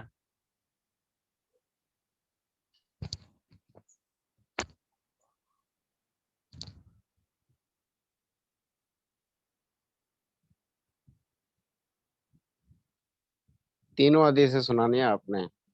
جی جی۔ یعنی دنیا سے محبت راسو کلی کیسا اس کا مطلب کیا ہوگا؟ ہاں بھائی بتائیں بھی کیا نام ہے عبداللہ بن عباس آپ سنیں جی جی جی استاد جی، رأس کا مطلب ہے سر، رأس کا ویسے اس کا مطلب اس حدیث میں جو کیا گیا ہے ترجمہ جڑ ہے، ویسے لفظی ترجمہ میں نے اس پہ ڈکشنری میں بھی دیکھا تھا، اس کا رأس کا مطلب سر ہے، تو جڑ کلو ہر چیز، حب الدنیا رأس کلو خطیت خطیت، خطیت کا مطلب ہے خطا ہے، گناہ ہے، تو ہر خطا کلی ہر تمام ہر خطا کی جڑ ہے، تو یہاں رأس کا مطلب ہم جڑ کریں گے، ویسے لفظی ترجمہ رأس کا سر ہے کہ دنیا کی محبت ہر خطا کی جڑ ہے۔ جی شکریہ۔ حب الدنیا دنیا کی محبت، رأس جڑ، کلی ہر خطیت گناہ، یعنی دنیا سے محبت ہر جڑ کی خطا ہے۔ احب الاعمال الی اللہ ہی ادوامها وان الکل وَإِن قَلَّ، وان قل۔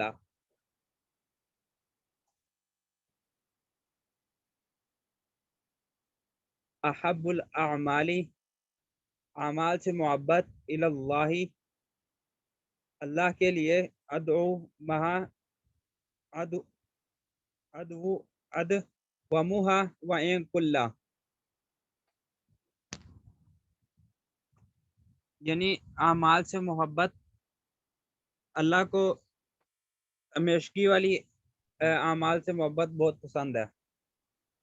اسی طرح عبداللہ بھائی اعمال جی، احب الاعمال، احب کا مطلب ہے محبت کرنا، جی، احب الاعمال اعمال، مال سے اس محبت، کا مطلب ہے اعمال ہے، جی جی اعمال سے اعمال سے محبت، محبت، جی تو یہاں ویسے الہ یہ حروف اس کی حروف جارہ میں سے ہے، تو جی جی اس کا مطلب ہے کہ اللہ، اللہ کے نزدیک، اگر اللہ کے محاورہ نزدیک، ترجمہ ہم کریں گے، جی جی اللہ کے نزدیک، اللہ، اللہ کے نزدیک، ویسے الہ کا مطلب ہے طرف، ٹھیک، بہتر، اللہ اللہ کے نزدیک، احب الاعمالی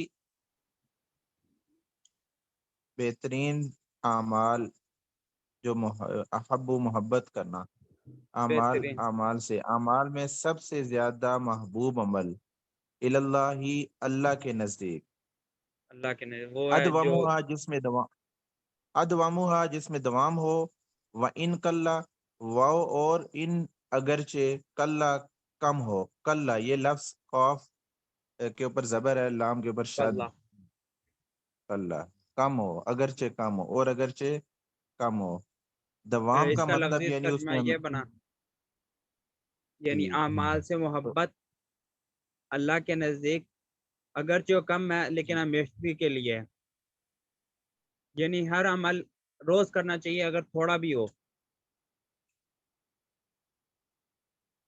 وہ عمل اللہ کے نزدیک بہت محبوب ہے جو عمل روز کیا جائے ہمیشگی، ہمیشگی کے لیے۔ ٹھیک ہے، افضل صداقتی ان تشبع کبدن جائعا، کبھی یہ کبدن، کابی دن ہے، یہاں پہ کبدن کابی لکھا ہوا دن وہ کدھر ہے؟ ہے، بک پہ کبدن لکھا ہوا ہے۔ نہیں، یہ استاد جی نے کل پڑھایا تھا کابی دن، یہ وہ بک والے تو کابدن ہے بھائی، اچھا کیسا وہ بک پہ زبر اوپر کا زبر کا بازربا، نہیں ہم نے بک کو تھوڑی دیکھنا ہے، وہاں تو اعراب غلط بھی لگے ہوتے ہیں، تو ہم نے تو اصول اور قواعد دیکھنے نا، جو جی آپ جی علم نحو پڑھ رہے ہیں جی اور علم صرف پڑھ رہے ہیں جی۔ کابی دن، کبدن جائعا، افضل صدقہ، افضل صدقتی یعنی افضل صدقہ ان تشبع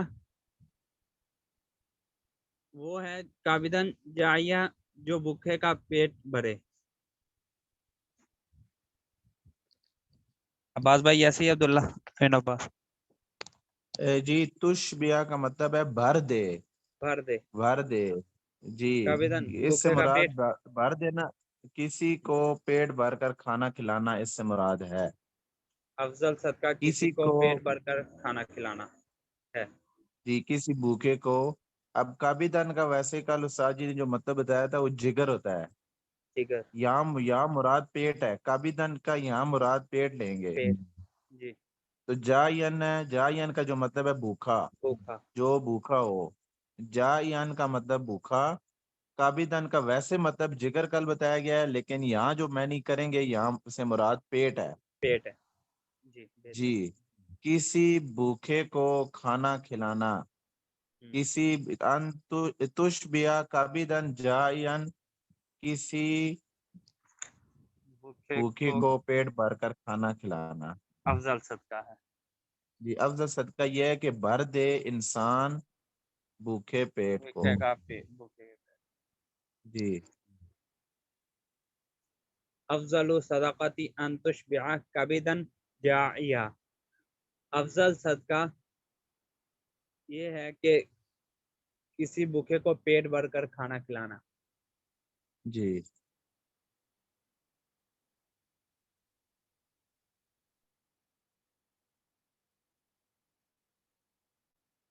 جس میں مغفرت کو واجب کرنے والی جو چیزیں ہیں نا، مغفرت کو واجب کرنے والی، جنت کو واجب کرنے والی، حدیث میں آتا ہے جس کا مفہوم ہے کہ مغفرت کو واجب کرنے والی، جنت کو واجب کرنے والی کسی بھوکے کو کھانا کھلانا، کسی جاندار کو کھانا کھلانا. جی جی یہ بھی ان میں شامل ہے. جی جی یہ کل ساجی نے حدیث ہی بتائی تھی یہ والی. صحیح.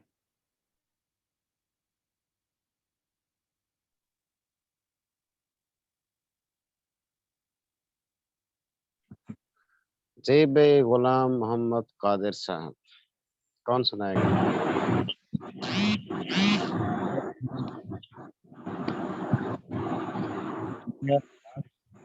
كل خطيئة سنائیے. حب الدنيا رأس كل خطيئة. کلی حب خطیئتن، کلی.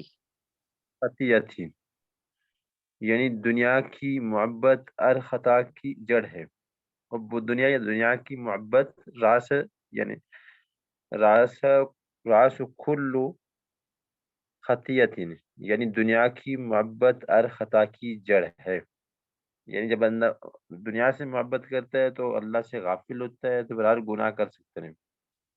یعنی دنیا کی محبت اندھا کر دیتی ہے، پھر اللہ کو ناراض کر دیتا بندہ نے. اس لیے فرمایا کہ یہ خطا کی جڑ ہے. دوسری حدیث ہے حب الاعمال الی اللہ ادومها وان قل.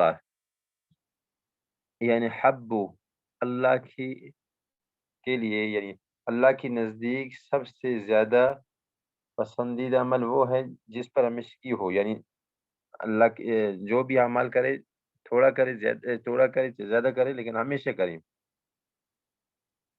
اللہ کی نزدیک سب سے زیادہ عمل پسندیدہ عمل وہ ہے جس پر ہمیشگی ہو اگرچہ کم ہو. افضل الصدقۃ ان تشبہ کبدا جاہیا. افضل بہترین صدقہ ان کی تشبیہ کی پیٹ بھر دے کبدا جاہیا.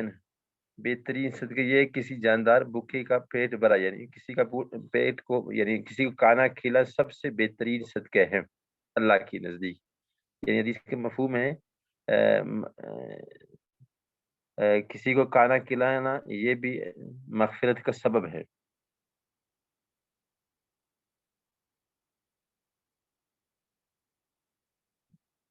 ٹھیک ہے استاد جی.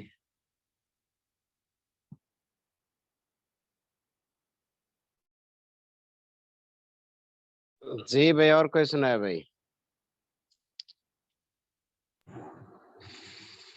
اعوذ باللہ من الشیطان الرجیم بسم اللہ الرحمن الرحیم جی جی قال النبی صلی اللہ علیہ وسلم حب الدنیا رأس کل خطیئت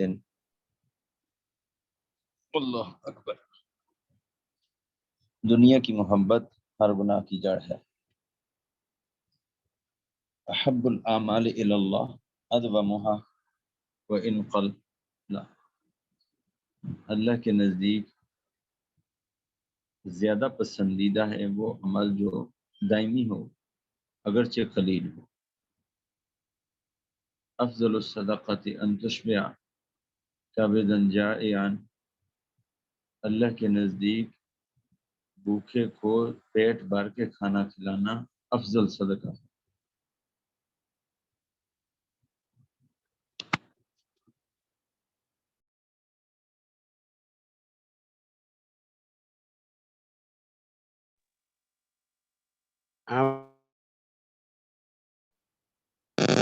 فضیل عابد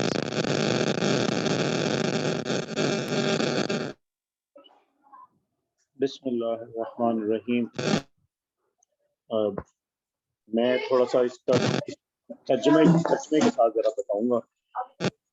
جو پہلی حدیث آواز کٹ جو بک میرے پاس ابھی نہیں ہے، موبائل سے میں کر رہا ہوں تو میں آپ کو سناتا ہوں سبق تینوں حدیث سناتا ہوں. آپ کا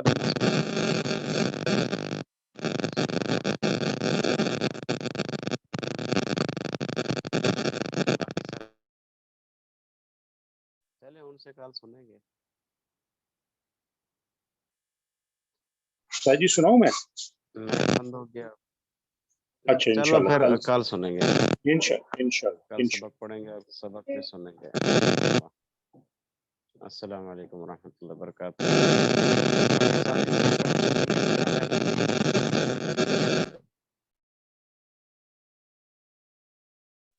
السلام علیکم. وعلیکم السلام. وعلیکم السلام ورحمۃ اللہ وبرکاتہ.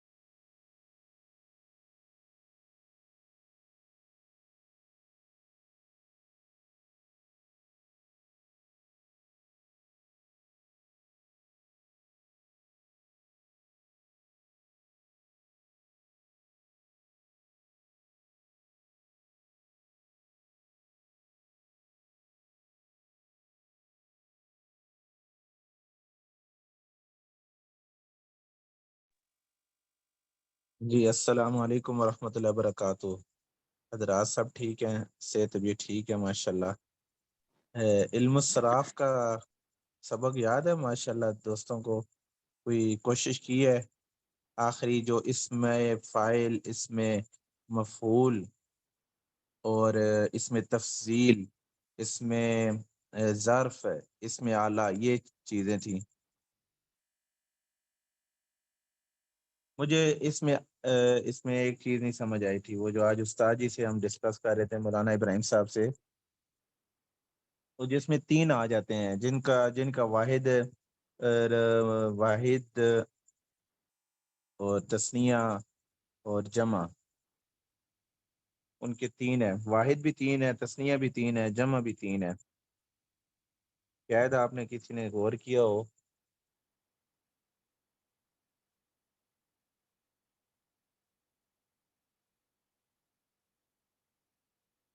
یہ اسراف کی کتاب میں کھولتا ہوں.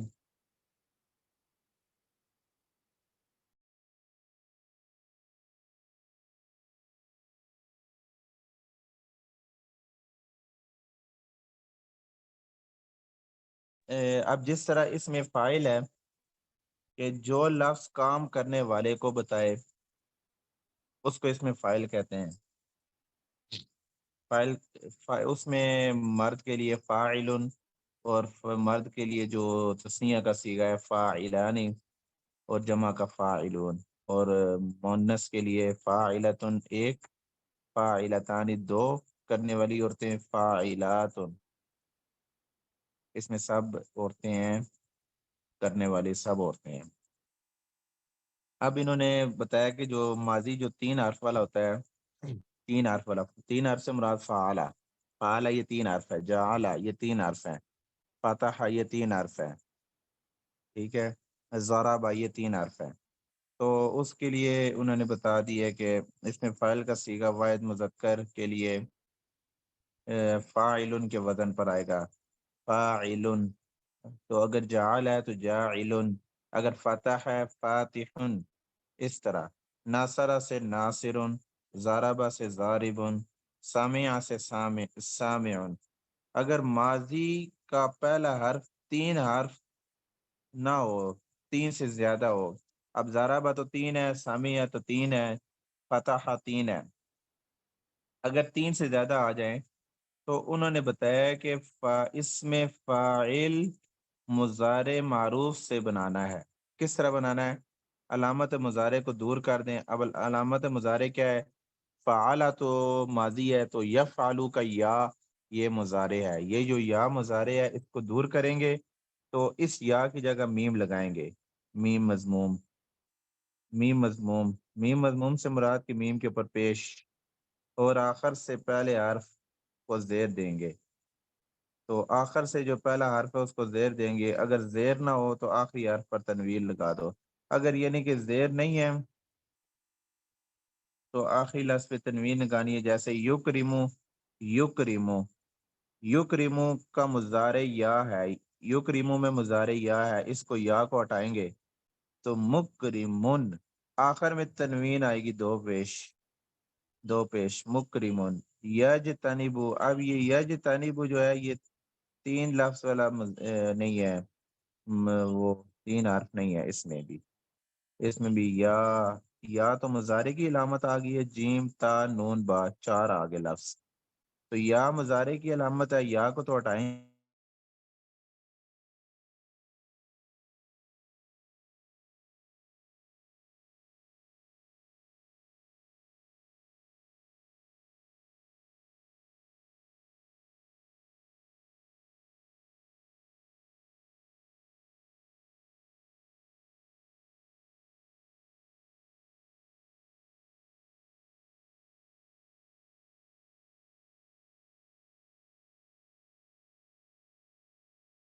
اس میں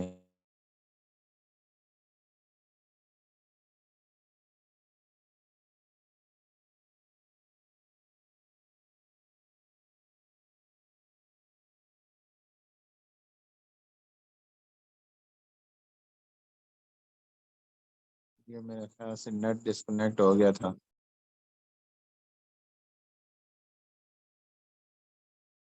تو یہ یجتنبو سے یا مضارع کو ختم کریں گے، اس کی جگہ میم آ گیا اور میم مضموم آئے گا، مجتنبن، آخر میں دو پیش آ جائیں۔ آگے یتقبلو، یا مضارع کو ہٹائیں گے، اس کے اوپر میم پیش، یہاں پہ دیکھیں با کے اوپر زبر آ گیا ہے، یتقبلو۔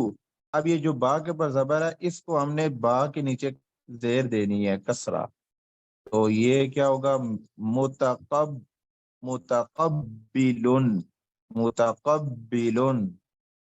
یتقبلو کا یا مضارع، اس کو ہٹائیں گے، پھر آگے تا کے اوپر زبر اسی طرح رہے گی، کاف کے اوپر زبر اسی طرح رہے گی، جو با کے اوپر زبر ہے، کیونکہ آخر سے پچھلا لفظ با ہے، اس کے اوپر جو زبر ہے اس کو ہم ہٹا کے با کے نیچے زیر آ جائے گی، تو کیا بنے گا، متقبلن۔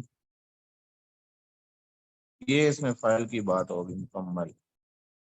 یہ ساتھی میری بات کو سن رہے ہیں، میں بس اپنا سبق دہرا رہا ہوں تاکہ مجھے اچھی نہیں طرح یاد ہو۔ جی جی سن رہے ہیں آپ کی بات ماشاء اللہ، ہاں، یہ بس میں اپنا سبق دہرا رہا ہوں تاکہ اچھی دوست بات۔ وغیرہ اگر کوئی آپس میں تکرار بھی ہو جائے گی، استاد بھی نہیں آئے۔ اچھا، اس میں مفعول، اس میں مفعول جو لفظ اس آدمی یا چیز کو بتائے جس پر کام واقع ہو، یعنی کہ مفعول، تو ہمیں مفعول کی تو تعریف پتہ ہے نا، کہ جس کے اوپر کام واقع ہو اس کو ہم مفعول کہتے ہیں۔ اگر کام، ایک آدمی کام کر رہا ہے تو جو کام کرنے والا تو فاعل ہو گیا، جو کام کر رہا ہے وہ فعل ہو گیا، جس کے اوپر ہو رہا ہے وہ مفعول ہو گیا۔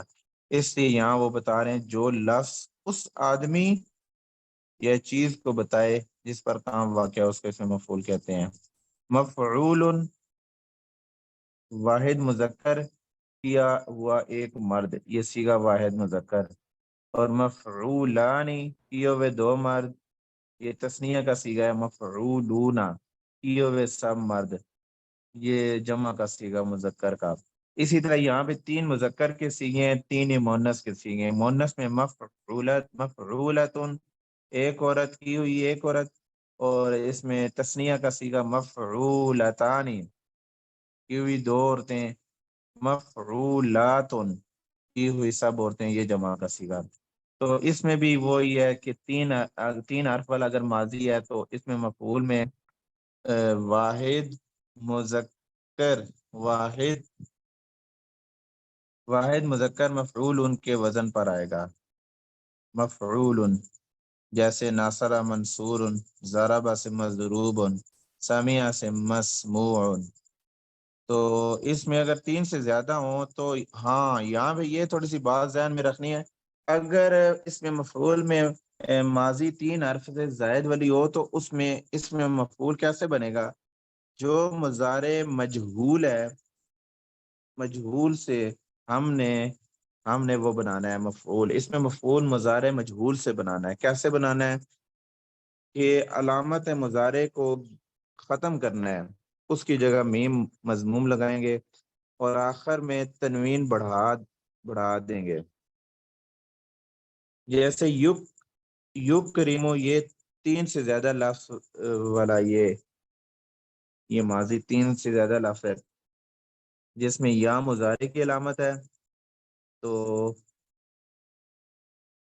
یا کے اوپر جو پیش ہے نا، یہ مجہول کی علامت ہے، کیونکہ انہوں نے قاعدے میں بتایا کہ مضارع مجہول، یفعل مضارع معروف ہو گیا، تو یا کے اوپر جب پیش آئے گی تو یفعل، یہ مجہول ہو گیا تو ہم اس سے بنائیں گے، یا کے اوپر پیش، یہاں سے اس کو ختم کر کے میم مضموم لگ گیا تو مکرمون، یجتنبو سے مجتنبن، یتقبل سے متقبلن۔ اس میں آخر سے پہلے والے لفظ کا ذکر نہیں کیا کہ اس کو زیر دینی ہے۔ یہ کچھ چیزیں ایسی ہوتی ہیں چھوٹی چھوٹی، ان کو بس ذہن نشین کرنا ہے، آپس میں تکرار کریں گے انشاءاللہ ذہن نشین ہو جائیں گے۔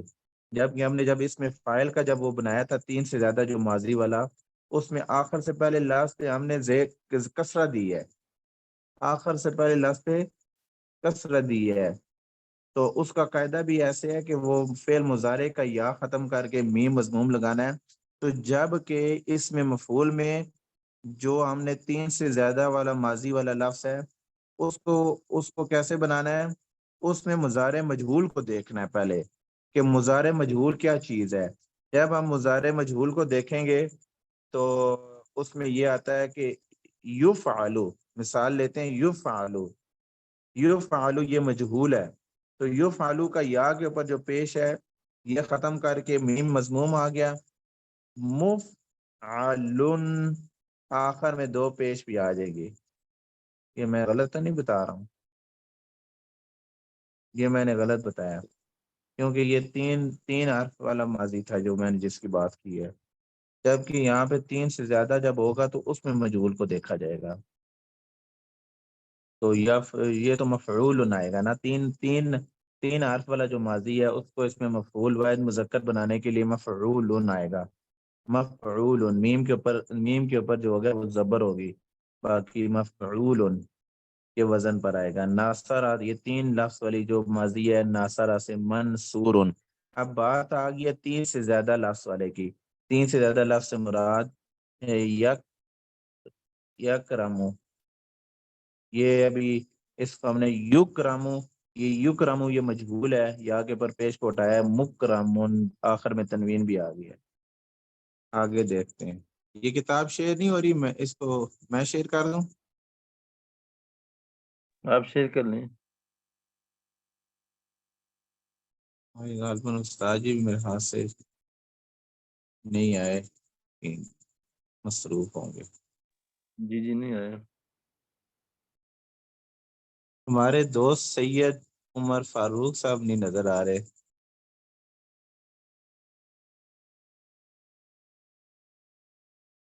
ویسے آئے تھے، شروع میں آئے تھے. شروع میں آئے تھے. اچھا جی اصل میں ہو جاتا ہوں لیٹ ہے. نماز پڑھ کے پھر آتے باقی نماز پڑھتے ہیں. اس وقت تک یہ کلاس تقریباً پہلی والی وہ بہت کم ہے، اس میں شامل ہوتا ہوں. نماز کی وجہ سے. جی السلام علیکم ورحمۃ اللہ وبرکاتہ. وعلیکم السلام ورحمۃ اللہ وبرکاتہ. استاد ماشاء محترم اللہ. کیا حال ہے؟ ٹھیک ہے جی الحمدللہ. آپ حضرات کیسے ہیں؟ خیریت سے؟ جی استاد جی اللہ کا احسان ہے. بس آپس میں بھی تکرار کر رہے تھے. ہم نے کہا استاد جی روز کہتے ہیں سبق سنائے تو بس سبق ہم سناتے نہیں ہیں. یہ آپ کا بہت بڑا ظرف ہے ماشاءاللہ. ہمیں آپ بڑی پیار محبت سے ہمیں لے کے چلا رہے ہیں ہری کلاس. اللہ ہمیں بھی استقامت دے. بس آپ کی دعاؤں کی بڑی خصوصی ضرورت ہے ہمیں. اللہ خوش رکھے. اللہ آپ کو جو ہے دین کی سمجھ اور ہمیں بھی اور آپ کو بھی عطا فرمائے اور پوری دنیا میں پھیلانے والا بنائے. آمین آمین. کام ایسا ہے علم و صرف کا کہ اس کو وقت بہت ضرورت ہے اور آپ کے پاس وقت تو بہت کم ہے، وہ ظاہری بات ہے. اب دونوں جی طرف سے مجبوری ہے، اس لیے بس وہ کرنا پڑتا ہے. بس ہم الحمدللہ کہ کوشش کر رہے ہیں پڑھنے کی، سمجھنے کی، آپس میں جی جی تکرار کی. دوستوں سے ادھر جہاں دفتر میں بھی ہوتے ہیں ان سے بھی تکرار کرتے ہیں تاکہ بات وہ اپنے آپ کو سمجھانی ہے.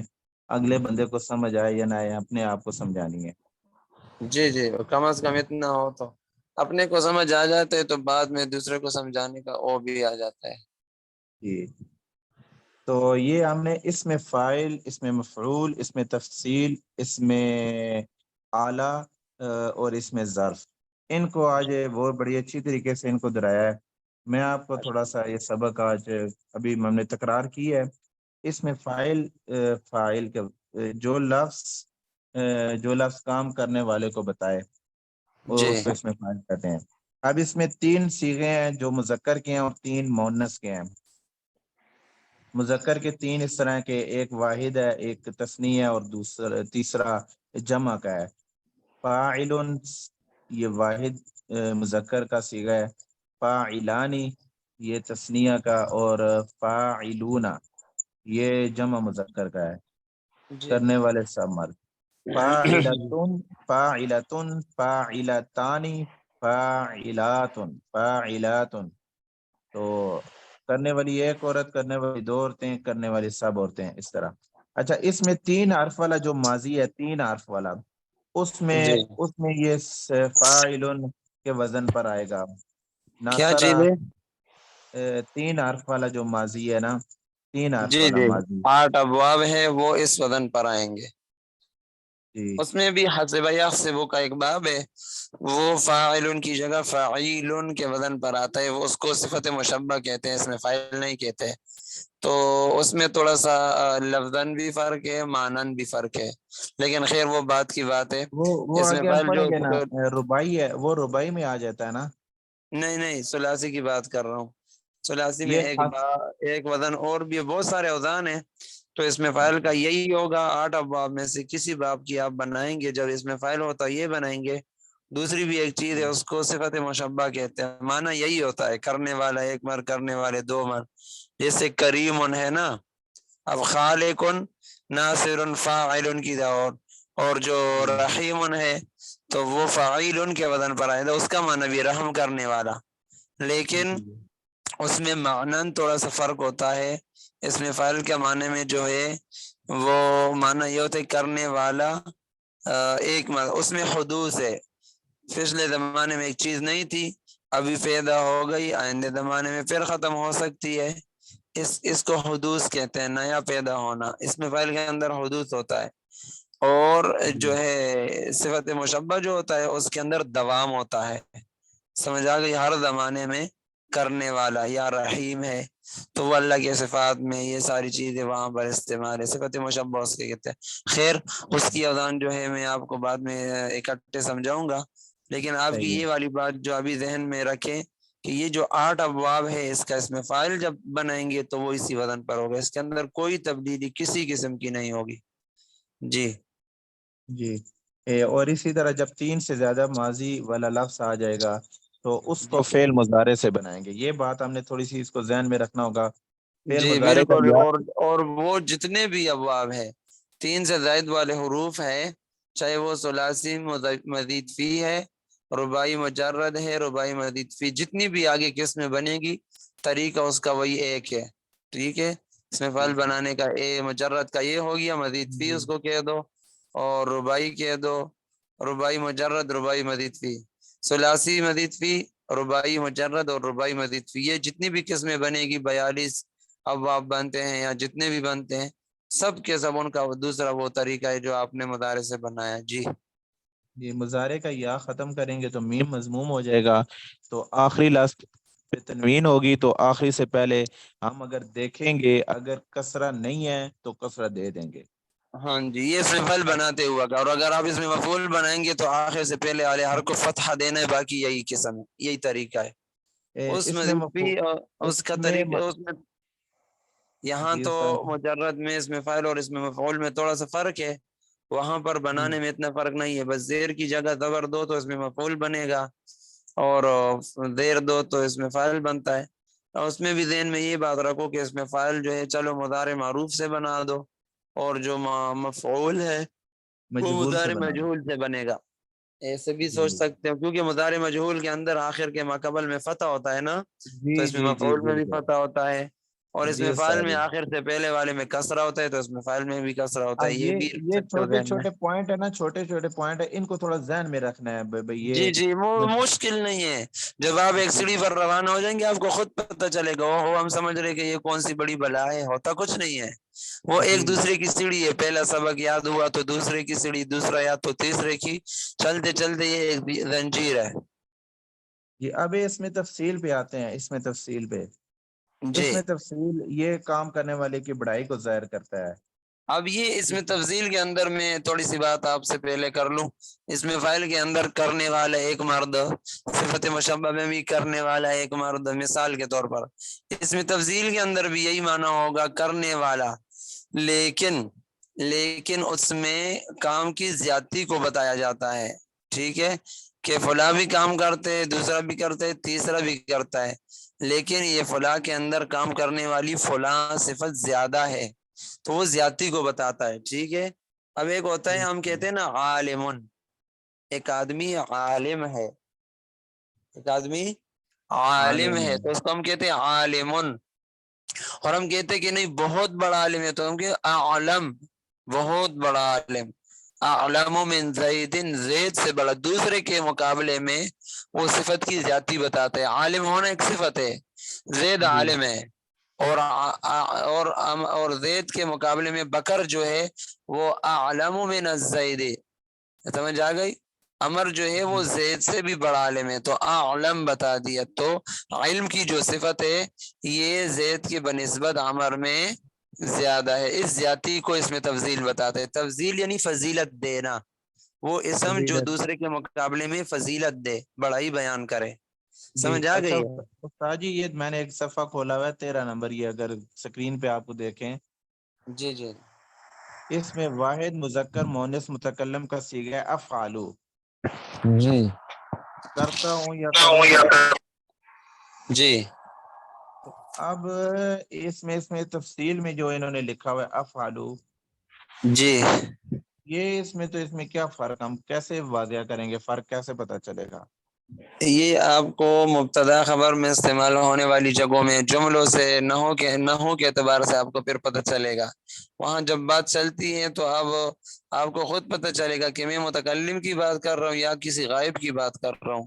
یہ جو اس میں فاعل، اس میں مفعول اور صفت مشبہ اور اس میں تفضیل ہوتے ہیں، اس میں زمانہ نہیں ہوتا، ماضی، حال اور مستقبل، ٹھیک ہے، اور فعل کے اندر زمانہ ہوتا ہے، ایک تو یہ فرق ہے اس کے اندر۔ دوسرا جو ہے استعمال میں مبتدا خبر میں وہ اس میں فاعل، اس میں مفعول، صفت مشبہ اور اس میں تفضیل، یہ مبتدا خبر میں اور فاعل بنتے ہیں، اور فعل جو ہے وہ تو خود فعل ہے، وہ تو کہاں کا فاعل بنے گا، مختلف چیزوں کے اعتبار سے اس میں فرق ہے۔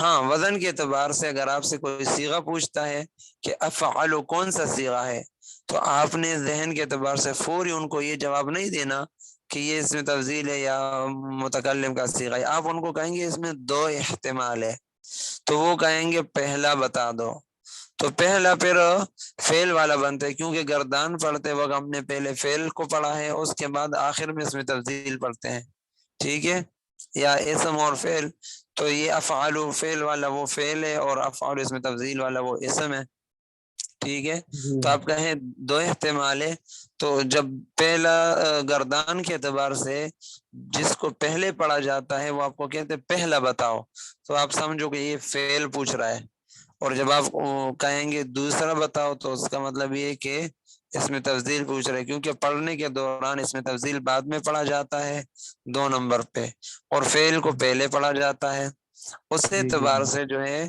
صیغے پوچھنے کے اعتبار سے تو پہلا اور دوسرا ہے، استعمال کے اعتبار سے مبتدا خبر فاعل یہ چیز ہے، اس میں تفضیل جو ہے وہ یہ چیزیں بنے گی، اور فعل تو خود فعل ہے، وہ تو فاعل اور مفعول بنتا ہی نہیں ہے، اس کے فاعل اور مفعول بنتے ہیں، وہ خود نہیں بنتا، ٹھیک ہے، تو یہ اس بہت میں سارے فرق اس میں موجود ہے، استعمال کی جگہوں سے خود بخود پتہ چلتا ہے۔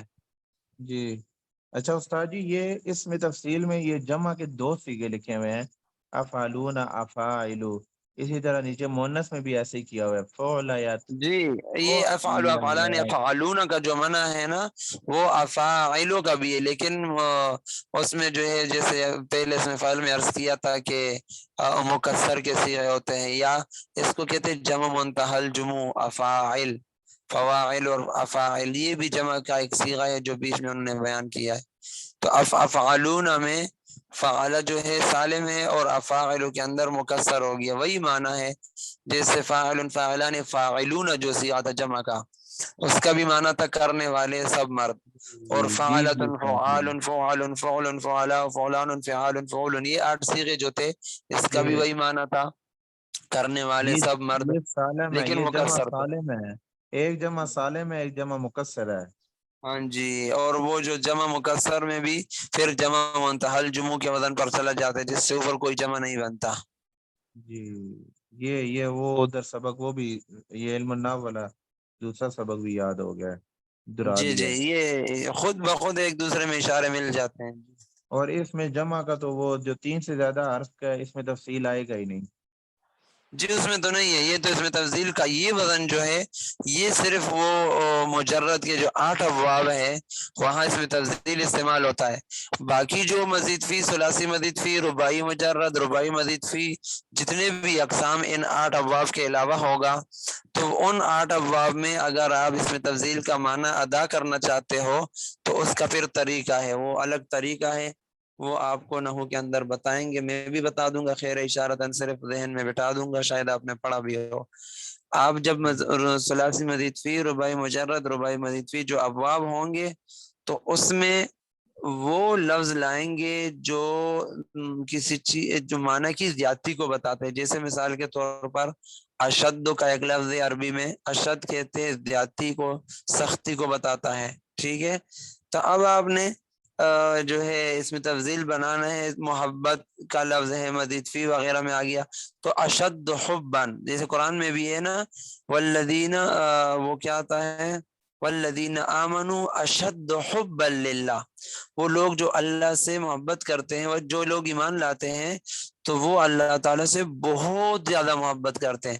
اب یہ بہت زیادہ محبت کی زیادتی بتا رہے، تو یہ تو اس میں تفضیل والا معنی ہے، لیکن جس مزید فی میں طرح بنتا نہیں ہے جس تو طرح اس کے اکبر اکبر جی اکبر بہت بڑا، اصغر بہت چھوٹا، یہ اسی طرح ہی ہے، زیادتی آ گئی ہے اس میں تفصیل صفت کی۔ کی زیادتی کو بتاتے ہیں، اب اصغر بتائیں گے تو چھوٹا ہونے کی زیادتی کو بتاتے ہیں، بہت ہی جی چھوٹا تو چھوٹا جی ہونے میں زیادتی بتا رہے ہیں۔ جی جی اسی طرح ہی ہے۔